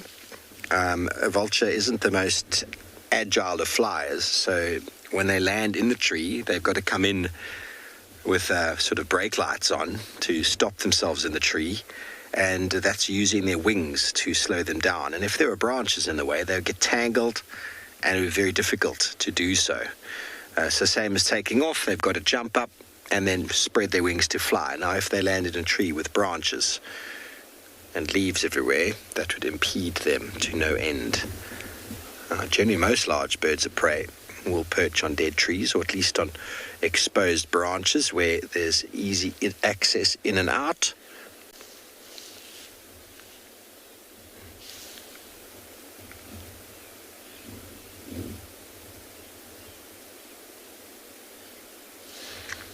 And these are the white-back vultures.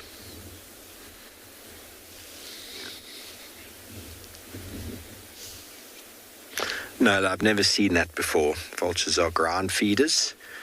They do have the potential to find carcasses that are on the tree, but they're not able to really access it and to carry something. They don't have the necessary foot structure to grab. They can hold on to things, but their height, or sort of their weight, is very, very heavy as it is to lift themselves off the ground. Now, to be able to pick up something and to carry it into the tree, it's not what they are good for. So I've never seen a vulture doing so.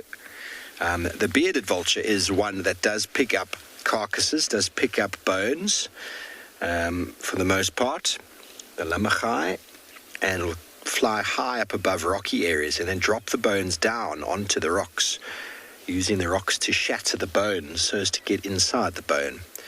So that's a different example. A bearded vulture, they live in very high montane mountainous areas where the wind is normally quite strong, so they would pick up a bone, they'd just lift their wings and the wind would lift them up into the air. So it's a very easy facilitation. So maybe on rock outcrops or on mountains, vultures could behave differently like that. But I've never seen vultures taking a kill into a tree. They normally squabble over it on the ground, try and wolf as much of it down as they possibly can, and then they can fly away, whitebacks that is, with at least 1 kilogram or so of meat in their crop.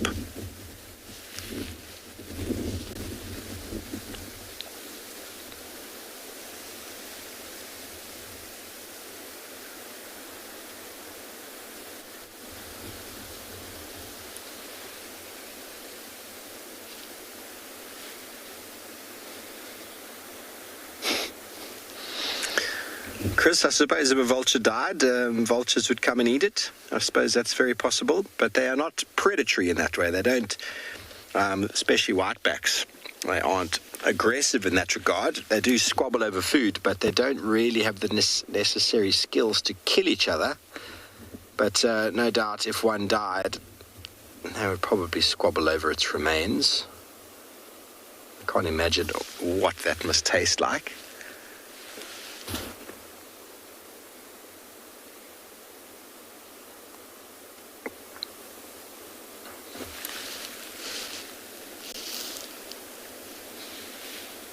Tastes pretty foul, I would say.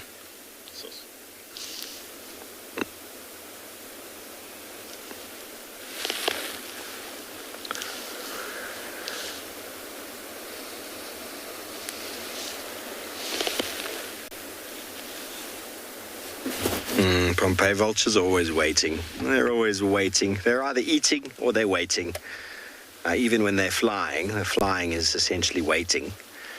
So they're waiting for the wind to stop blowing, and they're waiting for the heat to pump down on the earth to generate thermals, which will make these convection currents that lift up. And once that happens, they will get some elevation and then move off to suitable areas, looking for some food, maybe go and get some water, go for a bath. But right now, they're just bracing themselves against the oncoming wind.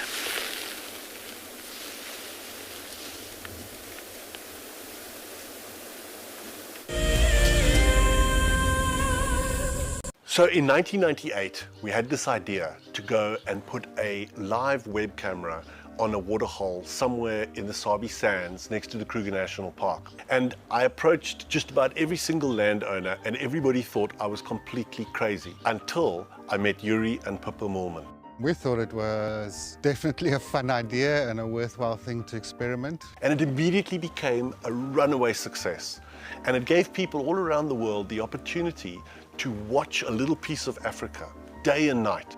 Back in 1998, it was the very early stages of the internet, and all we were able to do was to get a 30-second refreshing JPEG out of that camera. But over time, what we began to do is focus more and more on trying to develop this concept of giving people the opportunity to go on safari. Even though we live just 500 meters up this hill, we still put the camera on to see what's happening. Absolutely, we watch it ourselves.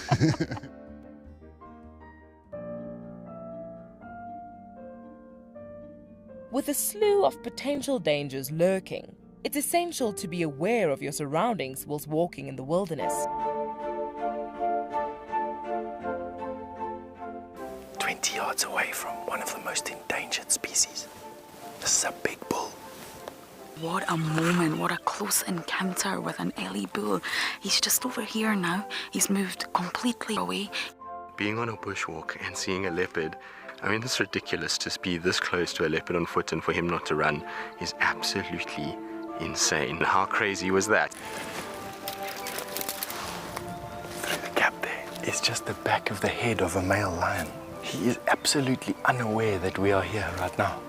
I tell you, seeing lions on foot, it definitely brings out the caveman in you, this little scared human being. I love being a cam-op for Wild Earth. The animals coming right up close to you, especially like lions. Sometimes you get nervous, but you have to go with the flow. My favorite animal to film is the elephant because of how big it is. But when it's really up close to you, it's one animal that you would say, I really respect you.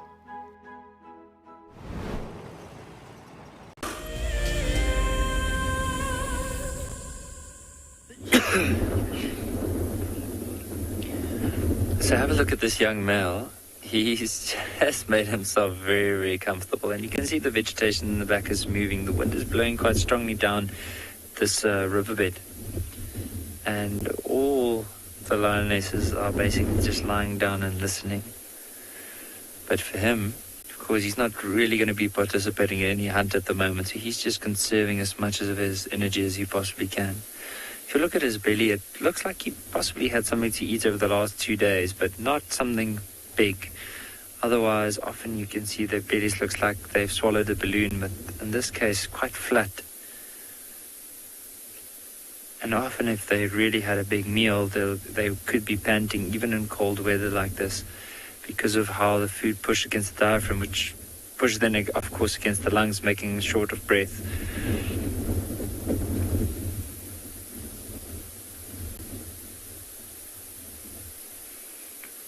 And you'll notice on his back legs, notice the spots on his back legs and as well as front. So often with the cubs, and you'll notice even on the belly, is when they're born, they're covered with these spots, light spots. And as they get older, they tend to lose them.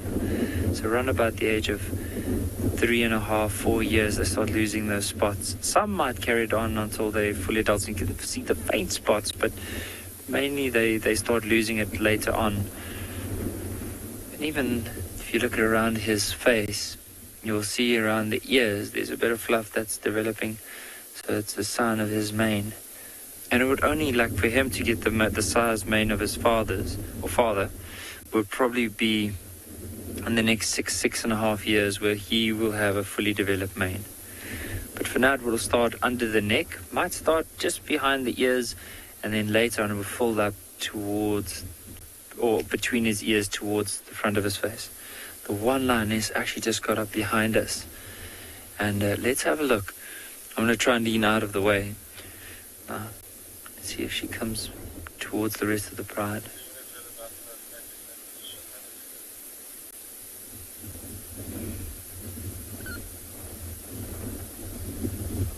It might be that she can just go towards her sister and then rub up and lie down right next to her.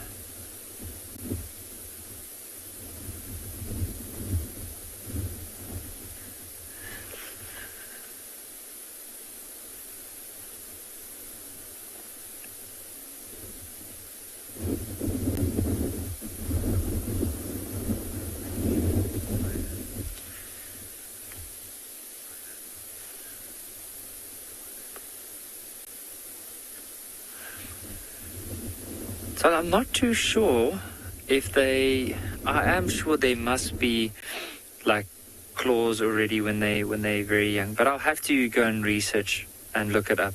That's a very good question.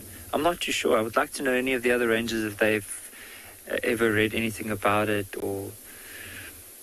but I can imagine they must have some form of claws, but probably so small and or still developing. But as I said, let me go and read up a little bit, and maybe Tala, I can get back to you this afternoon on those claws and if they're born with them.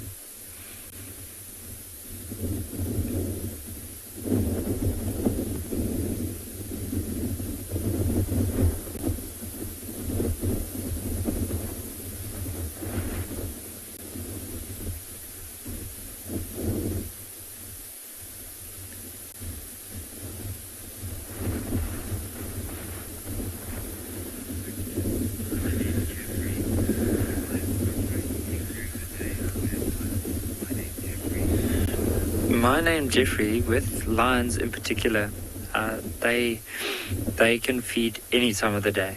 So it's not necessarily bound to night or bound to morning or bound to afternoon. It can happen at any time. It depends on when they make the kill. I mean, if they're going to make a kill at 12 o'clock in the afternoon, let's say they're near a waterhole and an animal comes down to drink water and they make the kill, they will feed off of it as much as they possibly can until they full, and then eventually go and find some shade and lie down. Whereas in the cooler part of the days, they tend to move more often. So if there was, let's say, a kill, they more actively look out for an opportunity to hunt. But feeding, they prefer just whenever they have a meal. That's when they'll feed.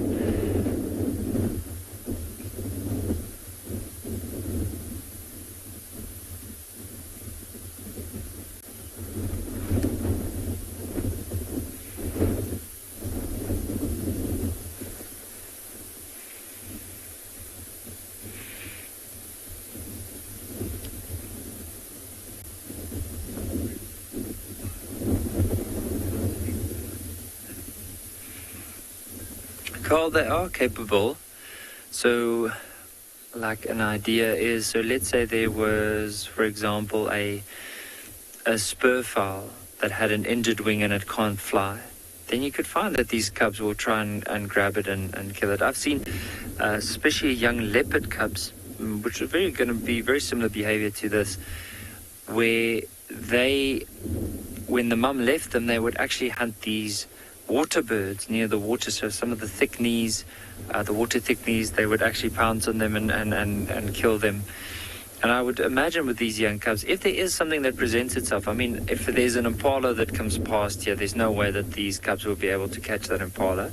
But if it was something small like a little scrub hare that's hiding in the bush and they can corner that scrub hare, there's a good chance they could catch it. So basically anything smaller than them, they will be able to take down.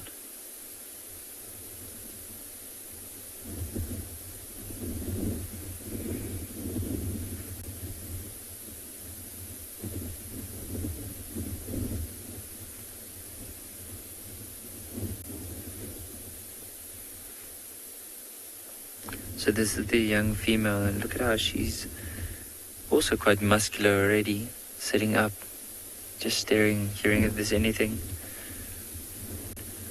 And what they're doing is she's actually looking or staring in a southerly direction, so that's where the wind is coming from.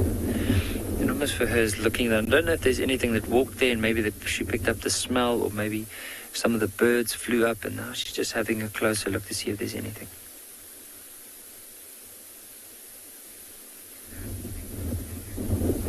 For now, let's head across to the more western side of the country towards Tswalu Kalahari.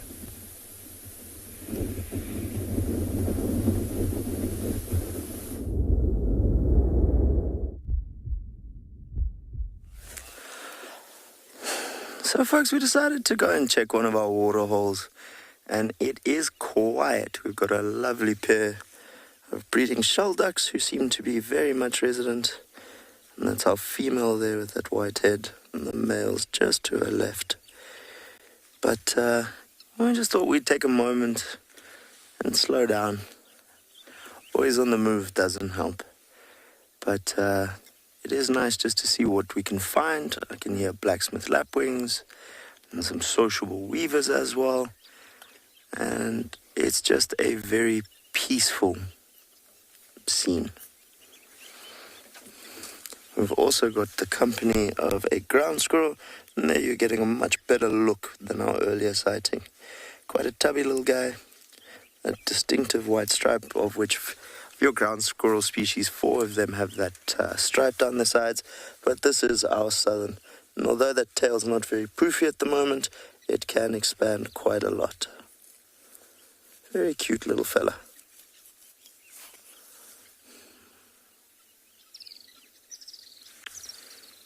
We asked BK just to turn the camera a bit. We had a question earlier about the tunnels, and there's one quite close to our vehicle, which you can see he's excavated, and looks like it took quite a lot of work. If that doesn't look like a quarry, I don't know what does. This ground is rock hard. So, just testament to their digging abilities, and of course, our ground katydids everywhere around us. Although it does look like next to his tunnel over there, I'm just pointing something out to BK, there is what looks like a spider hunting wasp. Can you see it there, BK? 2 tunnels across, there you'll see. Just trying to see, obviously, a rather small little insect. It's one of our spider hunting wasps by the look of it. I've seen these guys catch locusts easily 10, 20 times their size and drag them. They then bury them underground, and they'll lay a single egg in them, and that locust will be the meal for a newly hatched youngster.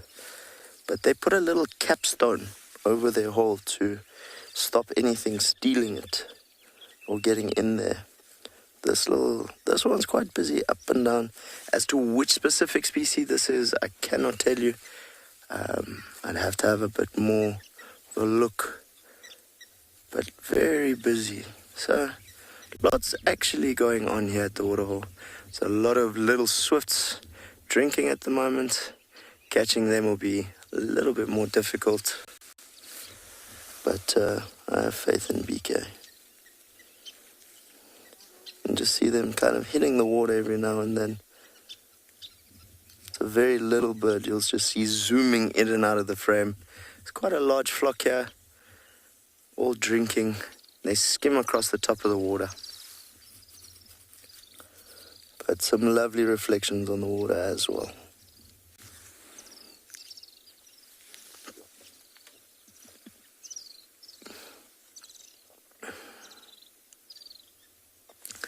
It is amazing watching them drink. And of course, our blacksmith lapwing providing the sound in the background.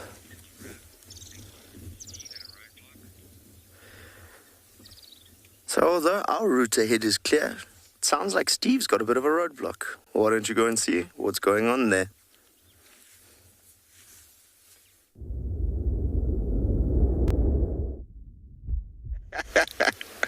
Welcome back, everybody. We've got a catastrophe in front of us unfolding.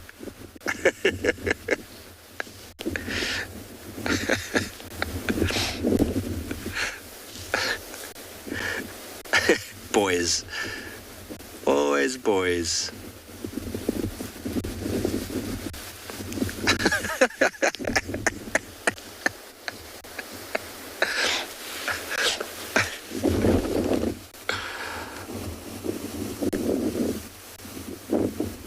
Oh, just love elephants.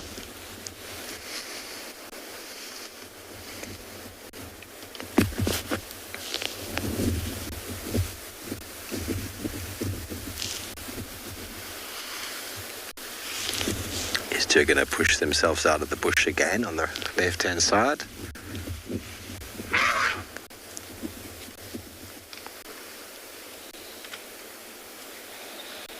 Carol likewise.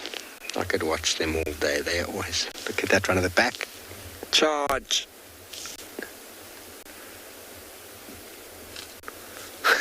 So much fun. So much fun.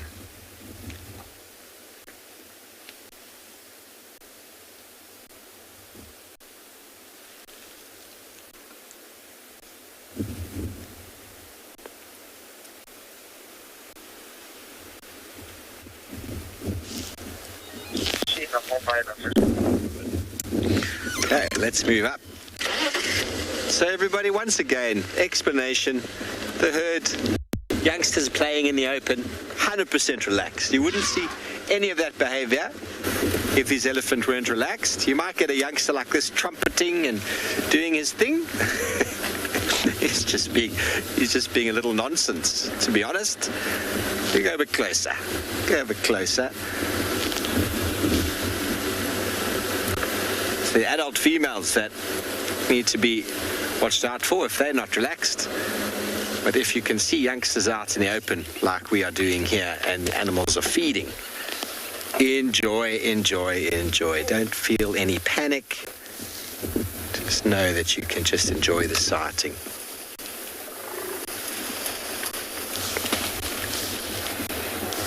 This earth-moving machine here, she's just pushing that tree over. She's lifted it up off of the side, pushed it over. Obviously wants to either get at the roots or, yeah, she's digging. She wants the roots of the large fruited bush willow that actually looks like a variable bush willow.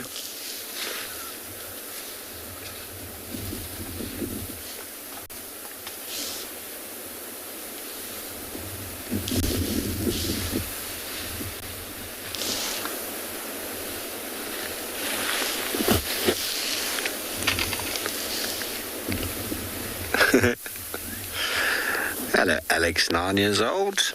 I don't actually know how many times a baby elephant feeds every day. Elephants themselves are feeding all the time, but the milk, I think, is quite nutrient-rich, so they don't have to suckle constantly, but they definitely are quite demanding on the mother. That's why in the breeding season or in the weaning season, she does undergo a fair amount of stress because she's having to feed for herself and for a very hungry little elephant. So I don't know exactly how many times they suckle. It'd probably be quite similar to humans, where it's every couple of hours or every hour or so they need to eat, need to suckle a bit. But I'm really not certain. Good question. But she's definitely pregnant again. Seems like it.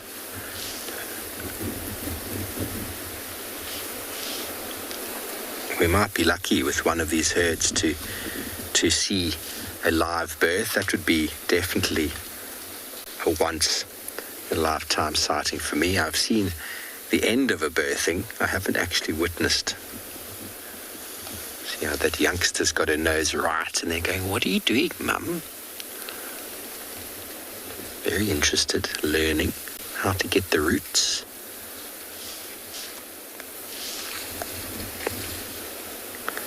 Although there is plenty of food around at the moment, the roots of these trees, as we know, have got enormous amounts of medicinal properties.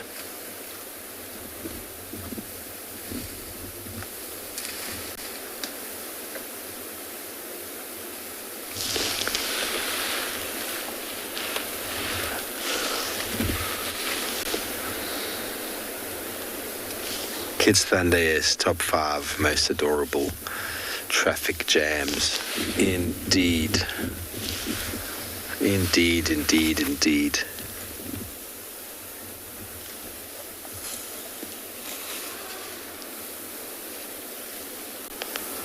I might try and get past this female, as it sounds like the herd a bit further up is interacting, making lots of noise. But she's a little bit close to the road, but she's quite relaxed. Maybe we'll just spend another moment here. Got a good view. The herd is slowly moving south.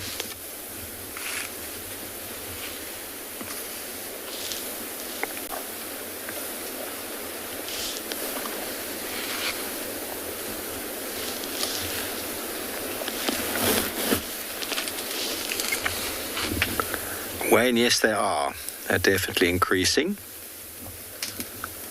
They have been increasing for a few years now. I don't know what the number is. Probably 22,000 or so.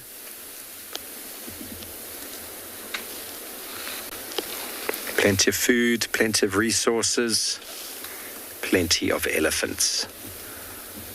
Southern Africa hosts, oh, hello, little one, the majority of the elephant population. Botswana, Namibia, Zimbabwe, South Africa.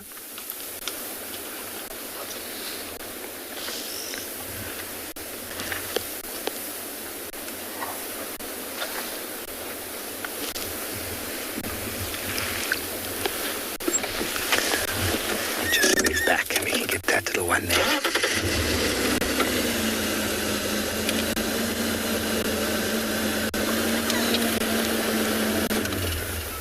What are they doing? They are digging.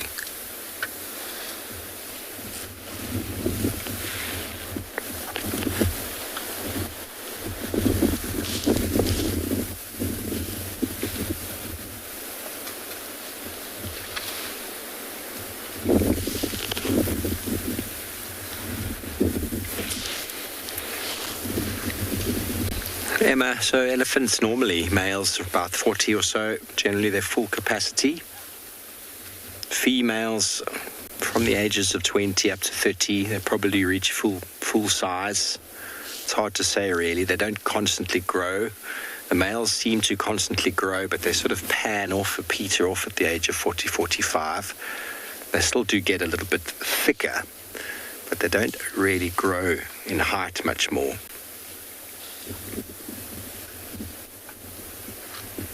But most of the growth happens in the teens up into the 20s.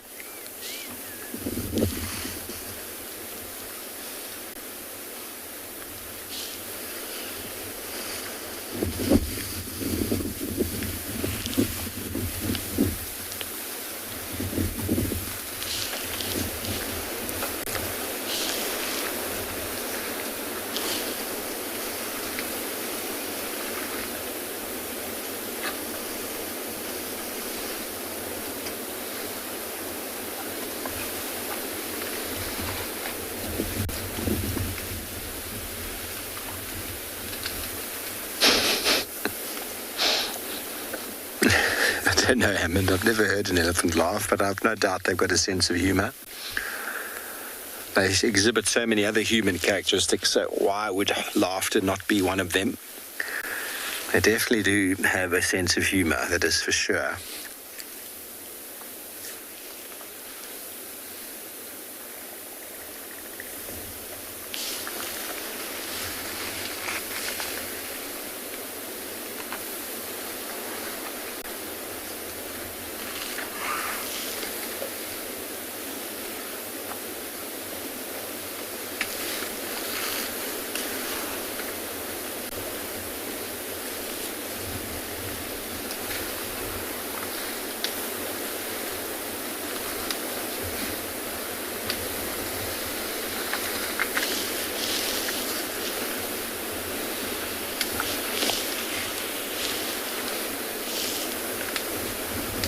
Daniel, they're always very touchy, always very tactile elephants, so I wouldn't know whether they cuddle more at any stage, but they're always together. The herds are very, very close, spend a lot of time very close to each other. It's very important for them. Whether you'd call that cuddling or not is hard to say, but they're definitely always in touching reach of each other. They find comfort in touch, comfort in the tactile nature of their behavior. This little one is bouncing between the youngsters and the mum, trying to figure out, what am I supposed to do while everybody else is eating? Because that one would be completely dependent on milk at the moment. So gets its share of milk, and then it's got time to explore and to play and to pick up sticks and things that mum drops.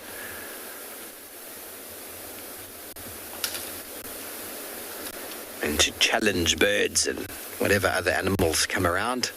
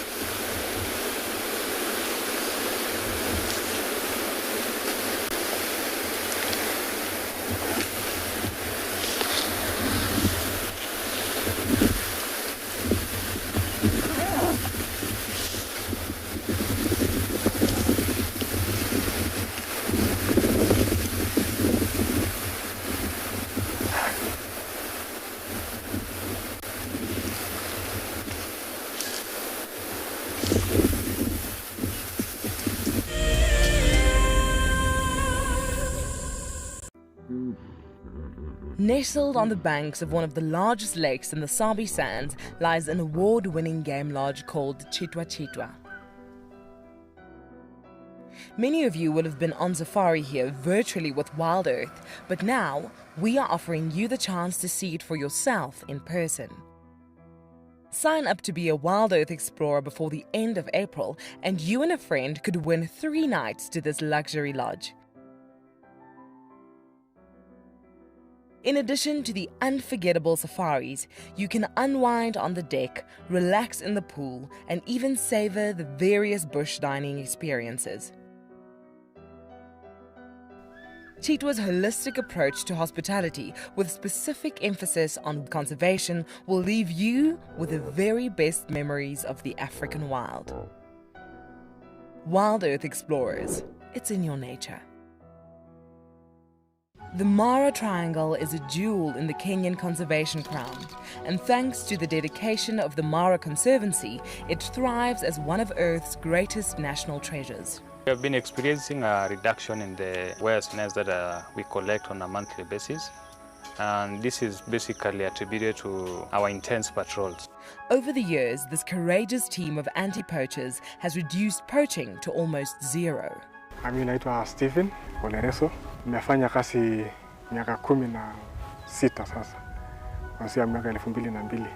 Hao wanadamu ni wenye utua sana sana inaogofya ni wale wenye wanaenda kama ndovu. Wanatumia kama bunduki. Sasa hiyo ndio huwa inakuanga hatari sana sana kwa sisi. As a result of the global pandemic and the massive reduction in tourist revenue, the Mara Triangle is facing a financial crisis. They need your help if they are to continue their ability to protect this magical land. My name is Taylor McCurdy and I work for Eco Training.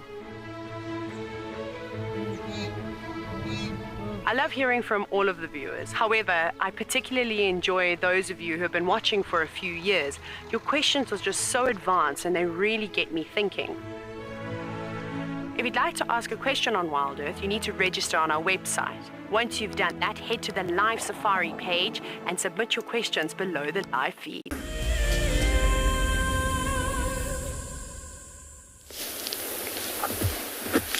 Welcome back, everyone. Well, one of the little youngsters made a scream, and 3 of the big females have just gone charging into that area. we're just trying to figure out what's happened. Amazing how quickly she reacted. Now, often we'll find individuals scream like that high, really disjointed sound, and then we'll find elephants do nothing.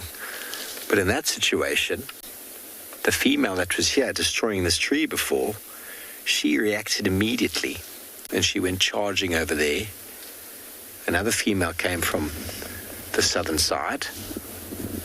Now they're all off in the bushes there, but they seem to be relaxing. I'm going to go and sort out some disciplinary action, leaving this youngster here to enjoy the roots that Mum has so graciously dug up for it before.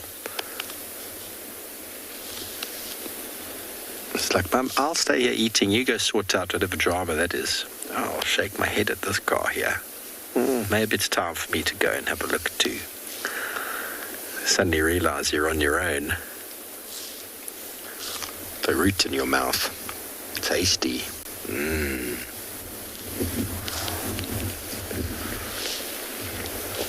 Sounds like they might come through a treehouse dam if they keep moving. I didn't think they would.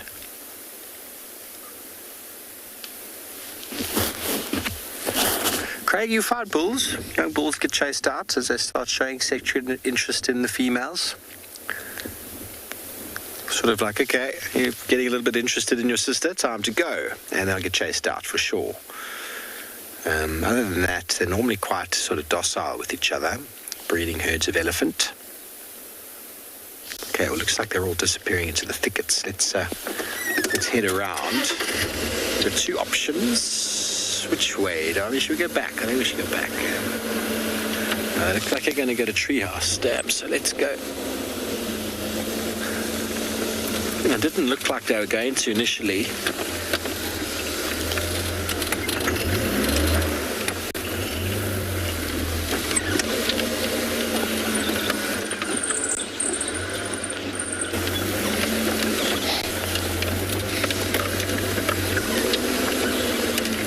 Junction just here, dam is just there, so we could be lucky. Could be lucky getting elephants coming down to drink.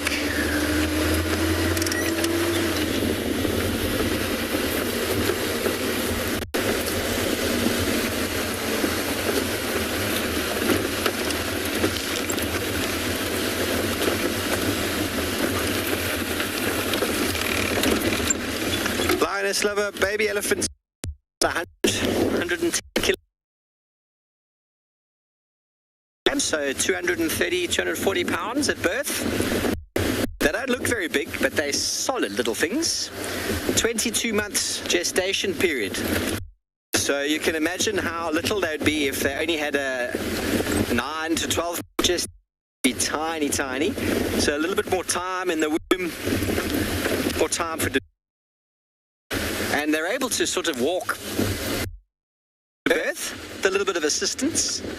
Obviously the herd then takes it really easy, helps the youngster move around, but the breeding herds definitely are limited in their movements by the ability of the youngsters to move. So in areas with lots and lots of water, elephants do very, very well because they don't have to go very far. But the stresses that will undertake or will be put on a young elephant when they have to travel very long distances is actually a major cause for calf mortality, which we don't really see too much of in the Kruger these days due to the abundance of water.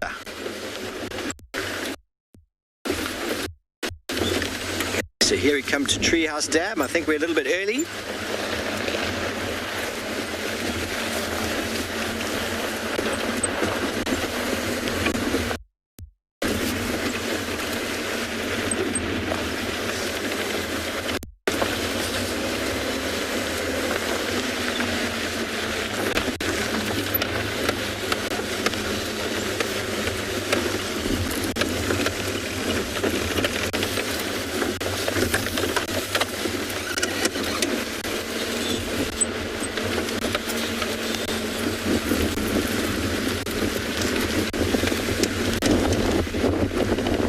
Elephants come and go. There's nothing to keep them, so they will move between parts of Sabi Sands into the Kruger. But definitely some herds will regularly keep coming back and will even spend a good portion of their time in one place, but they're constantly moving. You never find them in the same place twice.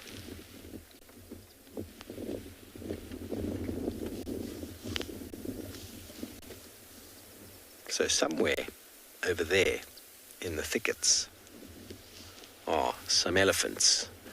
So we will just sit here quietly in anticipation for their arrival, if indeed that was their plan, which I'm not certain whether it was. That's okay.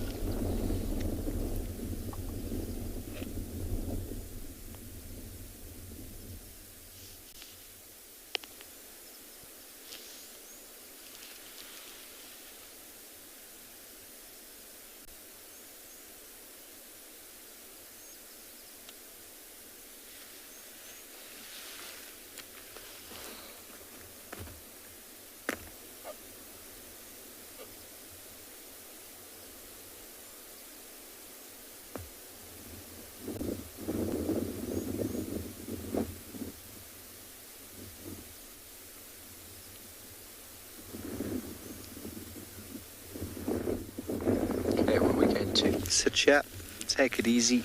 Time to send you over to Lauren.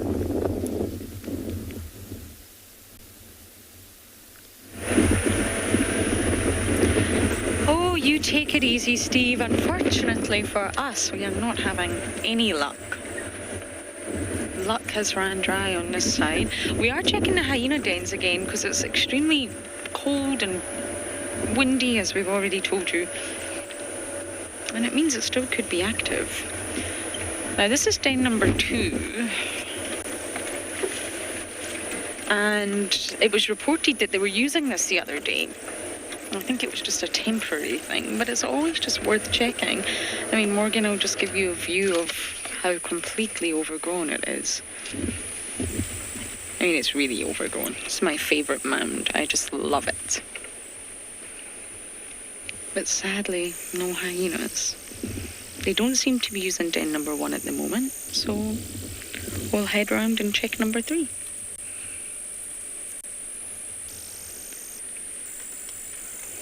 Oh, hyenas.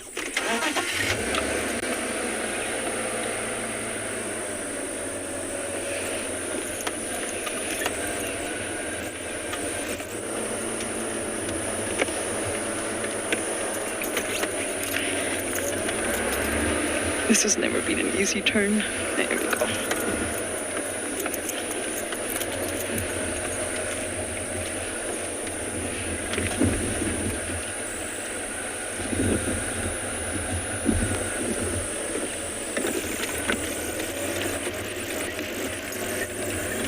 Tyler, yes, the hyenas have so many homes. They've been using these 3 dens for a very long time. And I'm glad. It's easy for us, it's close to camp, and it just happens to be in such a great area. But I keep trying, even when you don't see me and I'm not live, I am trying to honestly catch the hyenas. Yesterday we had a very brief sighting with them until Ntima left, I'm afraid. But I do think they've now gone back inside the den. But you never know. Weather plays a huge, huge part in seeing animals, not just hyenas. And unfortunately, den number 3 is not active. Oh, so as I drive with a heavy heart, we are going to send you down to Josh in Swallow.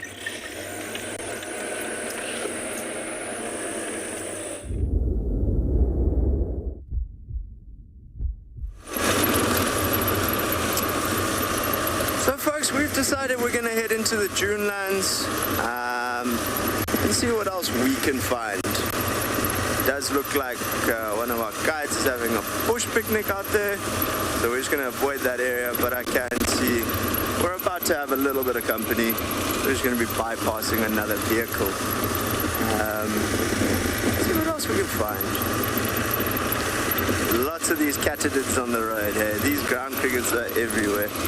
But quite a nice view here, looking out into the grasslands.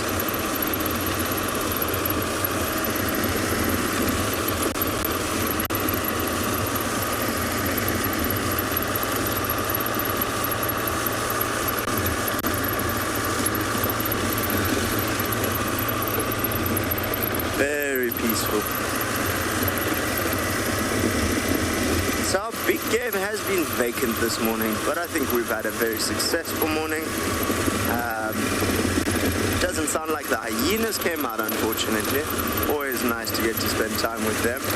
But between the elephants and the jackals and lions hiding from the wind, it's definitely been a successful morning on live safari, that's for sure. So we're just wondering here, we're going to go out into the dunes. Maybe, just maybe, we'll see if we can't find one or two of our bigger characters for the show. But like always, you never really know.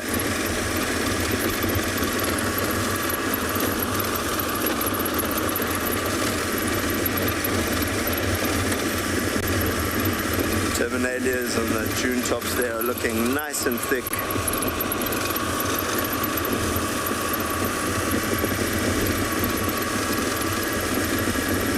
When I arrived here a little bit over a year ago, to say that this was all just red sand would be an understatement. We'd just come out of a 7-year drought.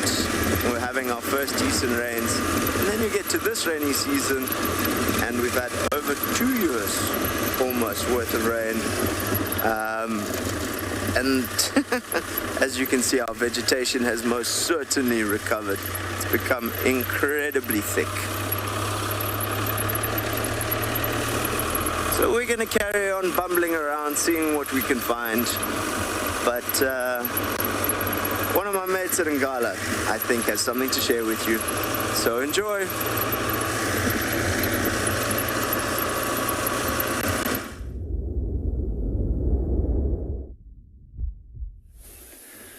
How amazing is this, from one set of lions to being able to see the two brothers that we were talking about earlier, two big male lions. Now, have a look at this one off to the right and what it's doing at the moment. You'll see it's just cleaning itself. And early on it was like licking the paw and actually brushing the paw through the face. And for some of our viewers, these are the two Ross males, the two dominant males of this area that we've been following for the last little while.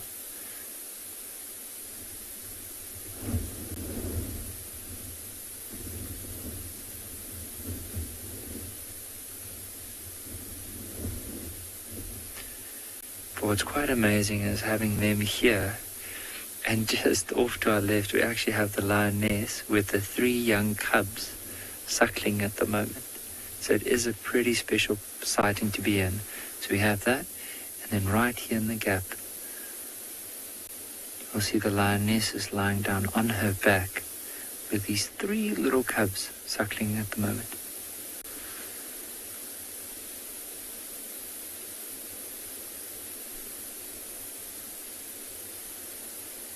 Very special to see. Jackson was small pride on Mill Road going up and down.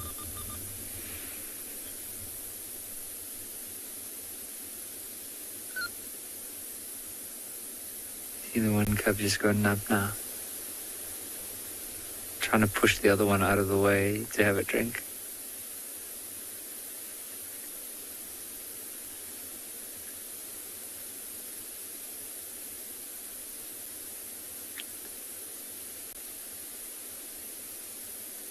You see that one in the middle is quite thirsty.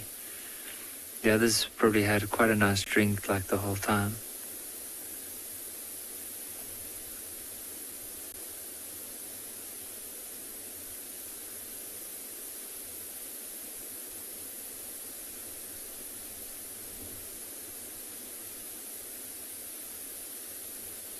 I love it. Instead of actually walking around Mum, they decide to walk over her.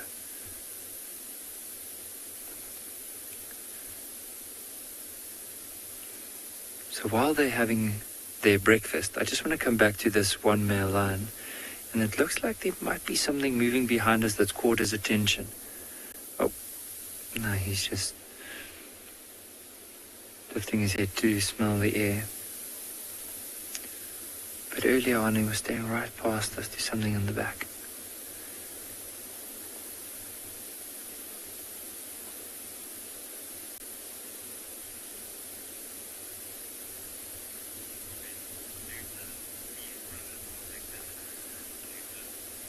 Luther, I agree with you. They are absolutely magnificent. And to think about it, like they, according to what I know now, over 10 years old, and they're still doing very well in order to maintain this territory and push all the other males out. So if you think about them, normally male lions, when they get to close to 10, that's when they start being pushed out of an area, or often their condition goes down quite a bit. But if you look at them, still in a very good condition, very muscular. They are full. Might be because they've been hanging around with the prides, but even when they're by themselves, they are very good hunters. Now you'll see the one that we're looking at now with the head towards us, that just licked his lips.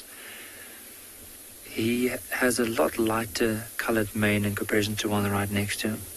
You'll see a lot more blonde around the face, and then underneath the chin, there's more of a darker patch of mane.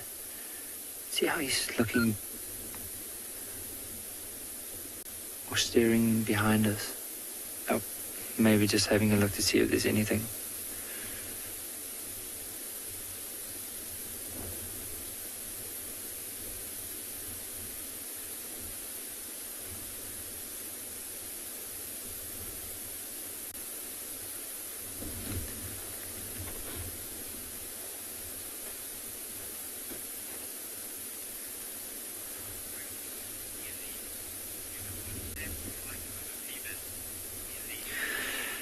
Izzy, they do fight over females, excuse me, but what I've noticed is when the one male, so let's say if this blonde male that we're looking at right now, if he's with the pride first, then he'll push the brother off. So every time the brother gets close, he'll fight with the brother, but then what tends to happen is the brother tends to lie down further away. If the dark mane that's right next to him is first with the pride, then he tends to push the blonde one away. And sometimes there could be a bit of a dispute, but whenever the dispute is finished, whenever they move on, they have a very tight bond. I've seen them walking right next to each other in the road, where they walk so tightly against one another they actually push each other off the road.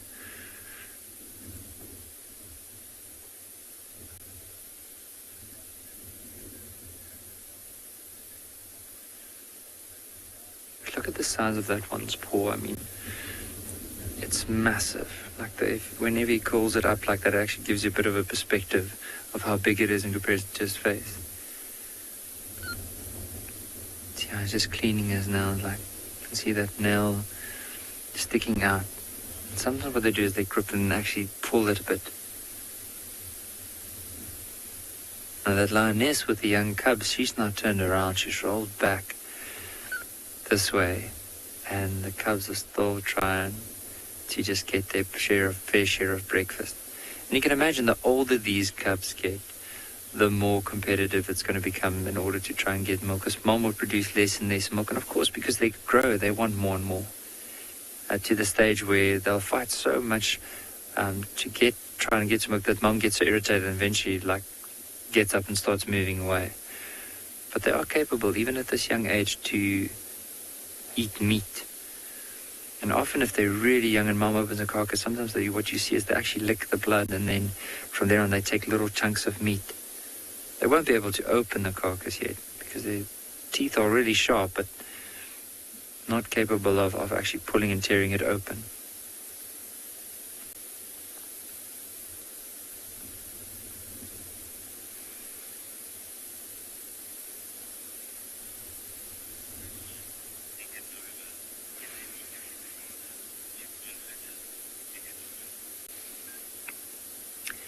Nicanova, that's a very interesting question, and to be completely honest, I'm not too sure. I do know that sometimes what happens when a female goes into estrus is that there might be one, or let's say with these two brothers, it might be that both brothers would mate with that female, but I'm sure the litter would only belong to one father.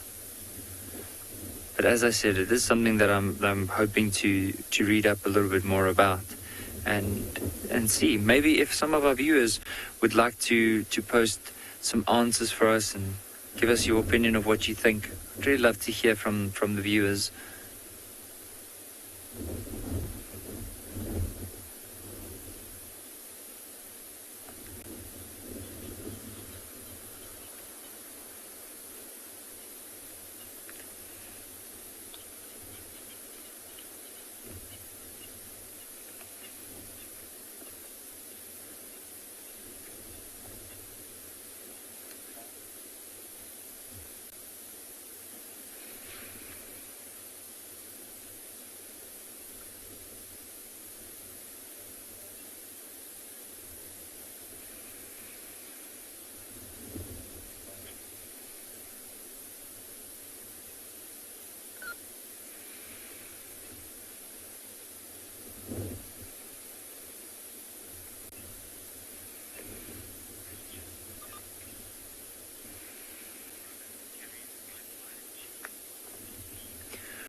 LP, I definitely think that one of them would carry the white lion gene, because in order to get a white lion, both the male and the female has to have the recessive white gene, because if they don't, and then there's no way that there could be any white lion. So definitely the females have that gene within this pride, and then of course these two, one of these males, and I mean my thinking is it might be the one with a lighter colored mane that might be the one carrying that, but you never know. I mean, the one with the dark could possibly have that recessive white gene. Actually, here, as we're sitting here, I can hear the cubs fighting. It might be not too long before Mom gets a bit agitated and start moving off. But look at how intently this male is staring at something.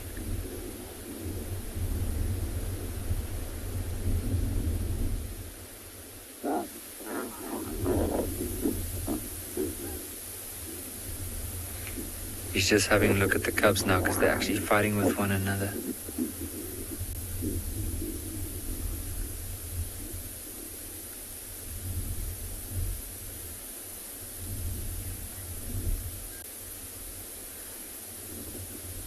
And often with lions, there's no such thing as table manners, especially with the cubs. Well, you might find that when they're really tired, they'll all just find like a spot to suckle and then they'll fall asleep. But often when they're really hungry, they tend to push each other off, because it is survival of the fittest when it comes to the animals in the bush.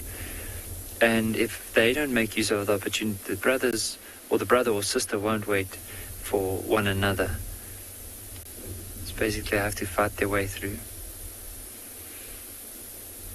But this mom has a lot of patience. Sometimes what happens once they start fighting like that, because you can imagine how sore it must be a mom if they clamp onto a teat in order to suckle and the others are fighting and they actually pull that.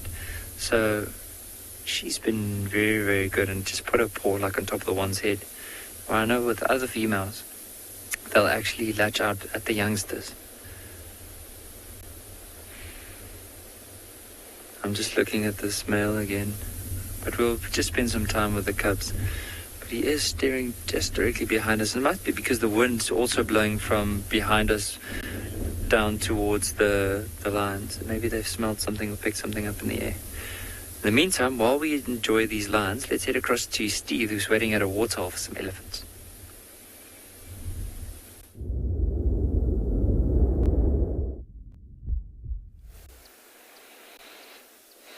Thanks, Nikki. Well, good luck. Enjoy your time with your lions. We've got our elephants slowly coming down, and what science has proven in lion cubs, I think what Nikki wasn't sure about there, is that indeed more than one male can be the father of a litter in lions. It's a very interesting sort of concept that, say, a brood or litter of 3 or 4 lion cubs could have 2 different males being the fathers. I'm not 100% sure how that works. And the only way of that happening in a human being is if a human being was a surrogate and then also obviously had intercourse and then had a second. That's the only way a human could have two fathers fertilizing, but then that is obviously through IVF. But in lions, it's one of those strategies of sort of confusing the male to be fair, so the male's not sure if they are his cubs or not. Kind of one of those strategies. Huge amounts of mating are required to impregnate a female lioness. So no male is certain whether it was... Here we go, on the left is a little youngsters being very brave, Darby. The youngsters coming down to Treehouse Dam. Now, where this youngster is about to approach to is actually the spring part of Treehouse. The top of the watering hole itself is actually a natural spring. Just off to the right on the bottom left of the screen is the natural spring. So when this watering hole, or when the landscape is inundated with water, that is where the water is actually coming out from the ground over there. Obviously it comes in the ground, upslope, and then the water is released. So you'll often find the elephants drinking from the freshest part, where the water is still bubbling out, but it also is a part that is prone to a little bit of mud wallowing from time to time, so it might not always be the freshest part.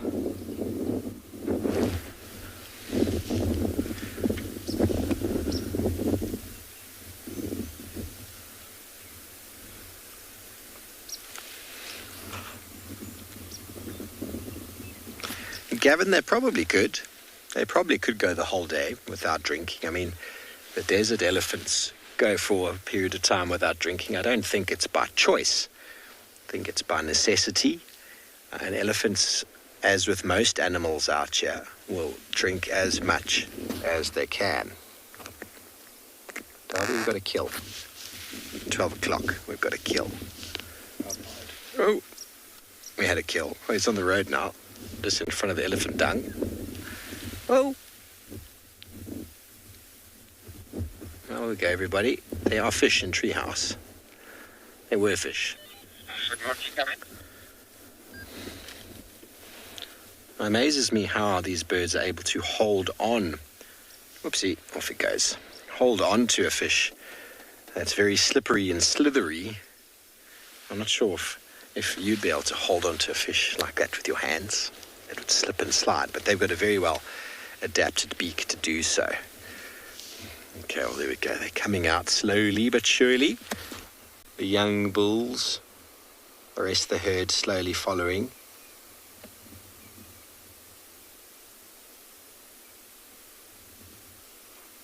We could have a beautiful scene here in a few minutes where 15 to 20 elephants all come down to drink. These are priceless moments if you are on foot and you encounter a herd heading in the general direction of water and you've got the wind blowing straight towards you like it is right now, and you get to a position on the other side of the watering hole and you just sit everybody down, you maybe pour some coffee, you sit and wait.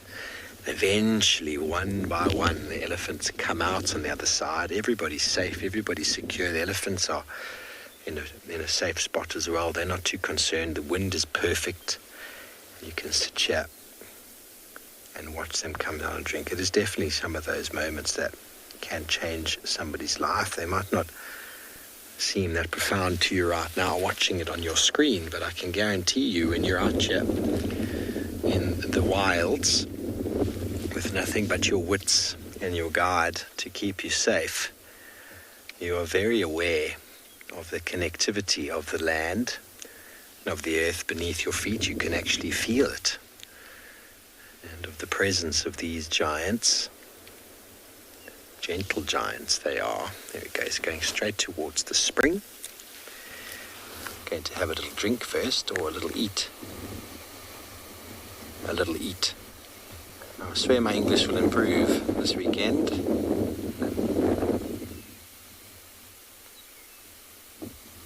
Definitely a boy, hey Darby, can you tell? This boy. Mm-hmm.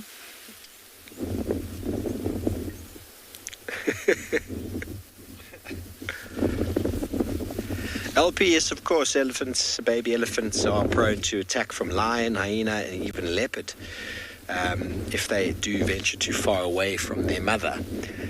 But sometimes lion will actually hunt elephant, but it is definitely not the easiest of prey, because it's not that the baby's the hardest to bring down, but you've got to get her away from mum, and the noises that the baby makes will attract the entire herd, and, well, lions can't compete with a single big elephant, let alone a whole herd of them. So it's definitely a last resort.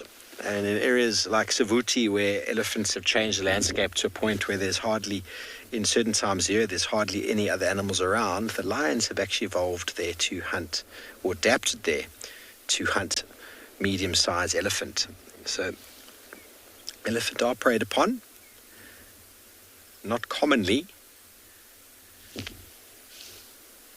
he comes to the spring. Now you see how excited he gets. Here we go, there's the spring right there. Found it.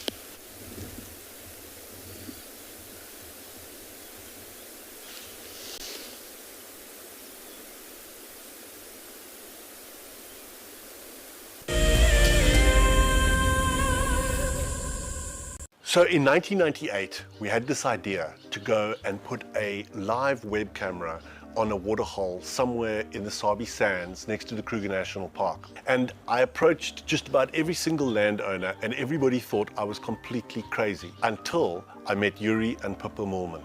We thought it was definitely a fun idea and a worthwhile thing to experiment. And it immediately became a runaway success. And it gave people all around the world the opportunity to watch a little piece of Africa day and night. Back in 1998, it was the very early stages of the internet. And all we were able to do was to get a 30-second refreshing JPEG out of that camera. But over time, what we began to do is focus more and more on trying to develop this concept of giving people the opportunity to go on safari. Even though we live just 500 meters up this hill, we still put the camera on to see what's happening. Absolutely, we watch it ourselves. For all of you Wild Earth explorers who bought plaques, today is the day that you will make your very first safari on our vehicle. Because we are quite remote here in the bush, they have taken some time to arrive, but I am happy to say they are here and they look great. Marcel has spent the day attaching them. Let's take a look. Before we mount these nameplates, we just give a light dusting of green paint. This is to better match them to the color of the vehicles and also to decrease the reflectivity of the metal and thereby staying sensitive towards the animals. Bumbo crew, hopefully Dan Black, Liesel Apgar and Alicia George. Well, it's time for me to get ready to take you all on a safari. Let's go.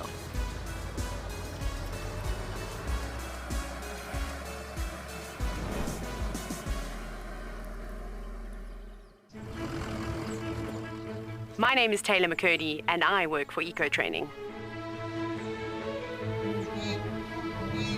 I love hearing from all of the viewers. However, I particularly enjoy those of you who have been watching for a few years. Your questions are just so advanced and they really get me thinking. If you'd like to ask a question on Wild Earth, you need to register on our website. Once you've done that, head to the live safari page and submit your questions below the live feed.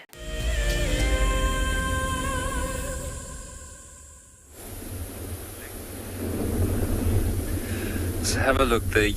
One of the young cubs decided to come down to one of the males, and I just want to see if it looks like it might be one of the young females. Earlier on, she was trying to get hold of his tail, but of course he just moved it out of the way. And let's see. maybe there's a chance you might decide to go play with them. And sometimes I've noticed that these cubs actually pull the mane of or potentially the father.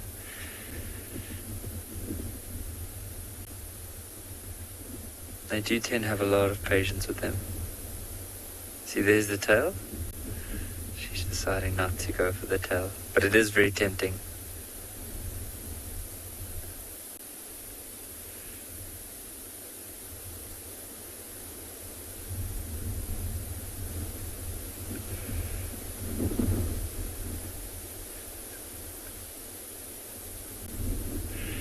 I mean, even he has to have a lot of patience, because see how he's trying to look. There you go. He's not saying that's enough.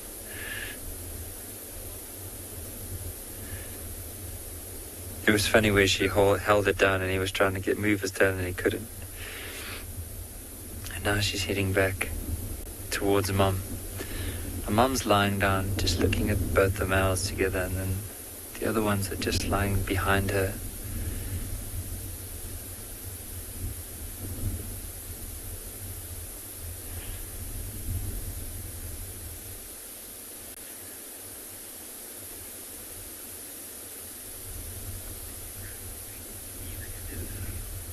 But we're just going to enjoy this for the next little while. In the meantime, let's head across to those elephants with Steve.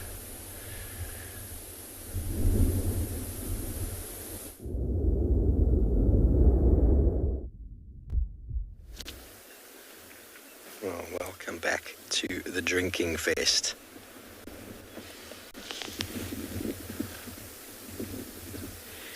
As hoped for, as promised, here they come. I'm just going to allow you just to enjoy the sea with us.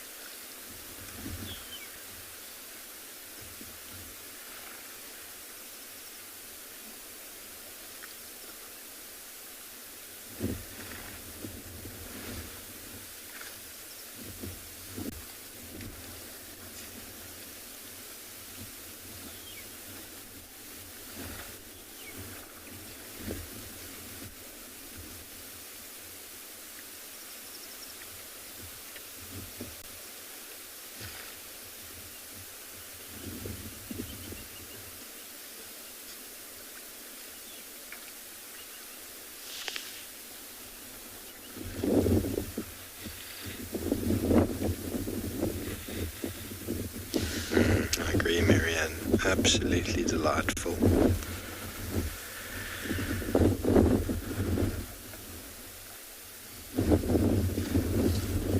So you can anticipate this sort of activity with elephants if you know your area.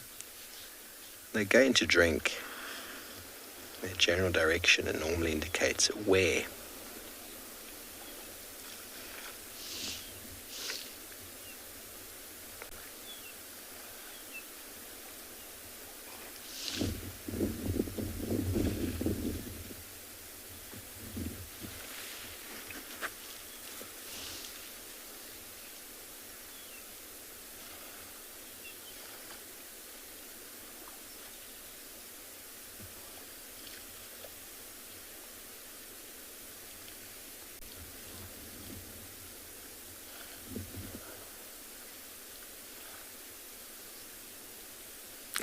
Wonderful scenes coming to you live from Djuma Private Game Reserve in the Sabi Sands, where we are blessed to share these scenes with you on this holy Saturday. We hope you and your family, wherever you might be today, are enjoying a little bit of family time like this herd of elephants. Maybe you've got a meal planned or a family gathering. We hope it is all fantastic and enjoyable. We will be live with you again this afternoon, normal time, same place, from all of our wonderful locations as more elephants emerge out of the woodwork. We are truly blessed to share these images with you, and we'll leave you with some closing silence from this herd of elephants. Until this afternoon, have a blessed day.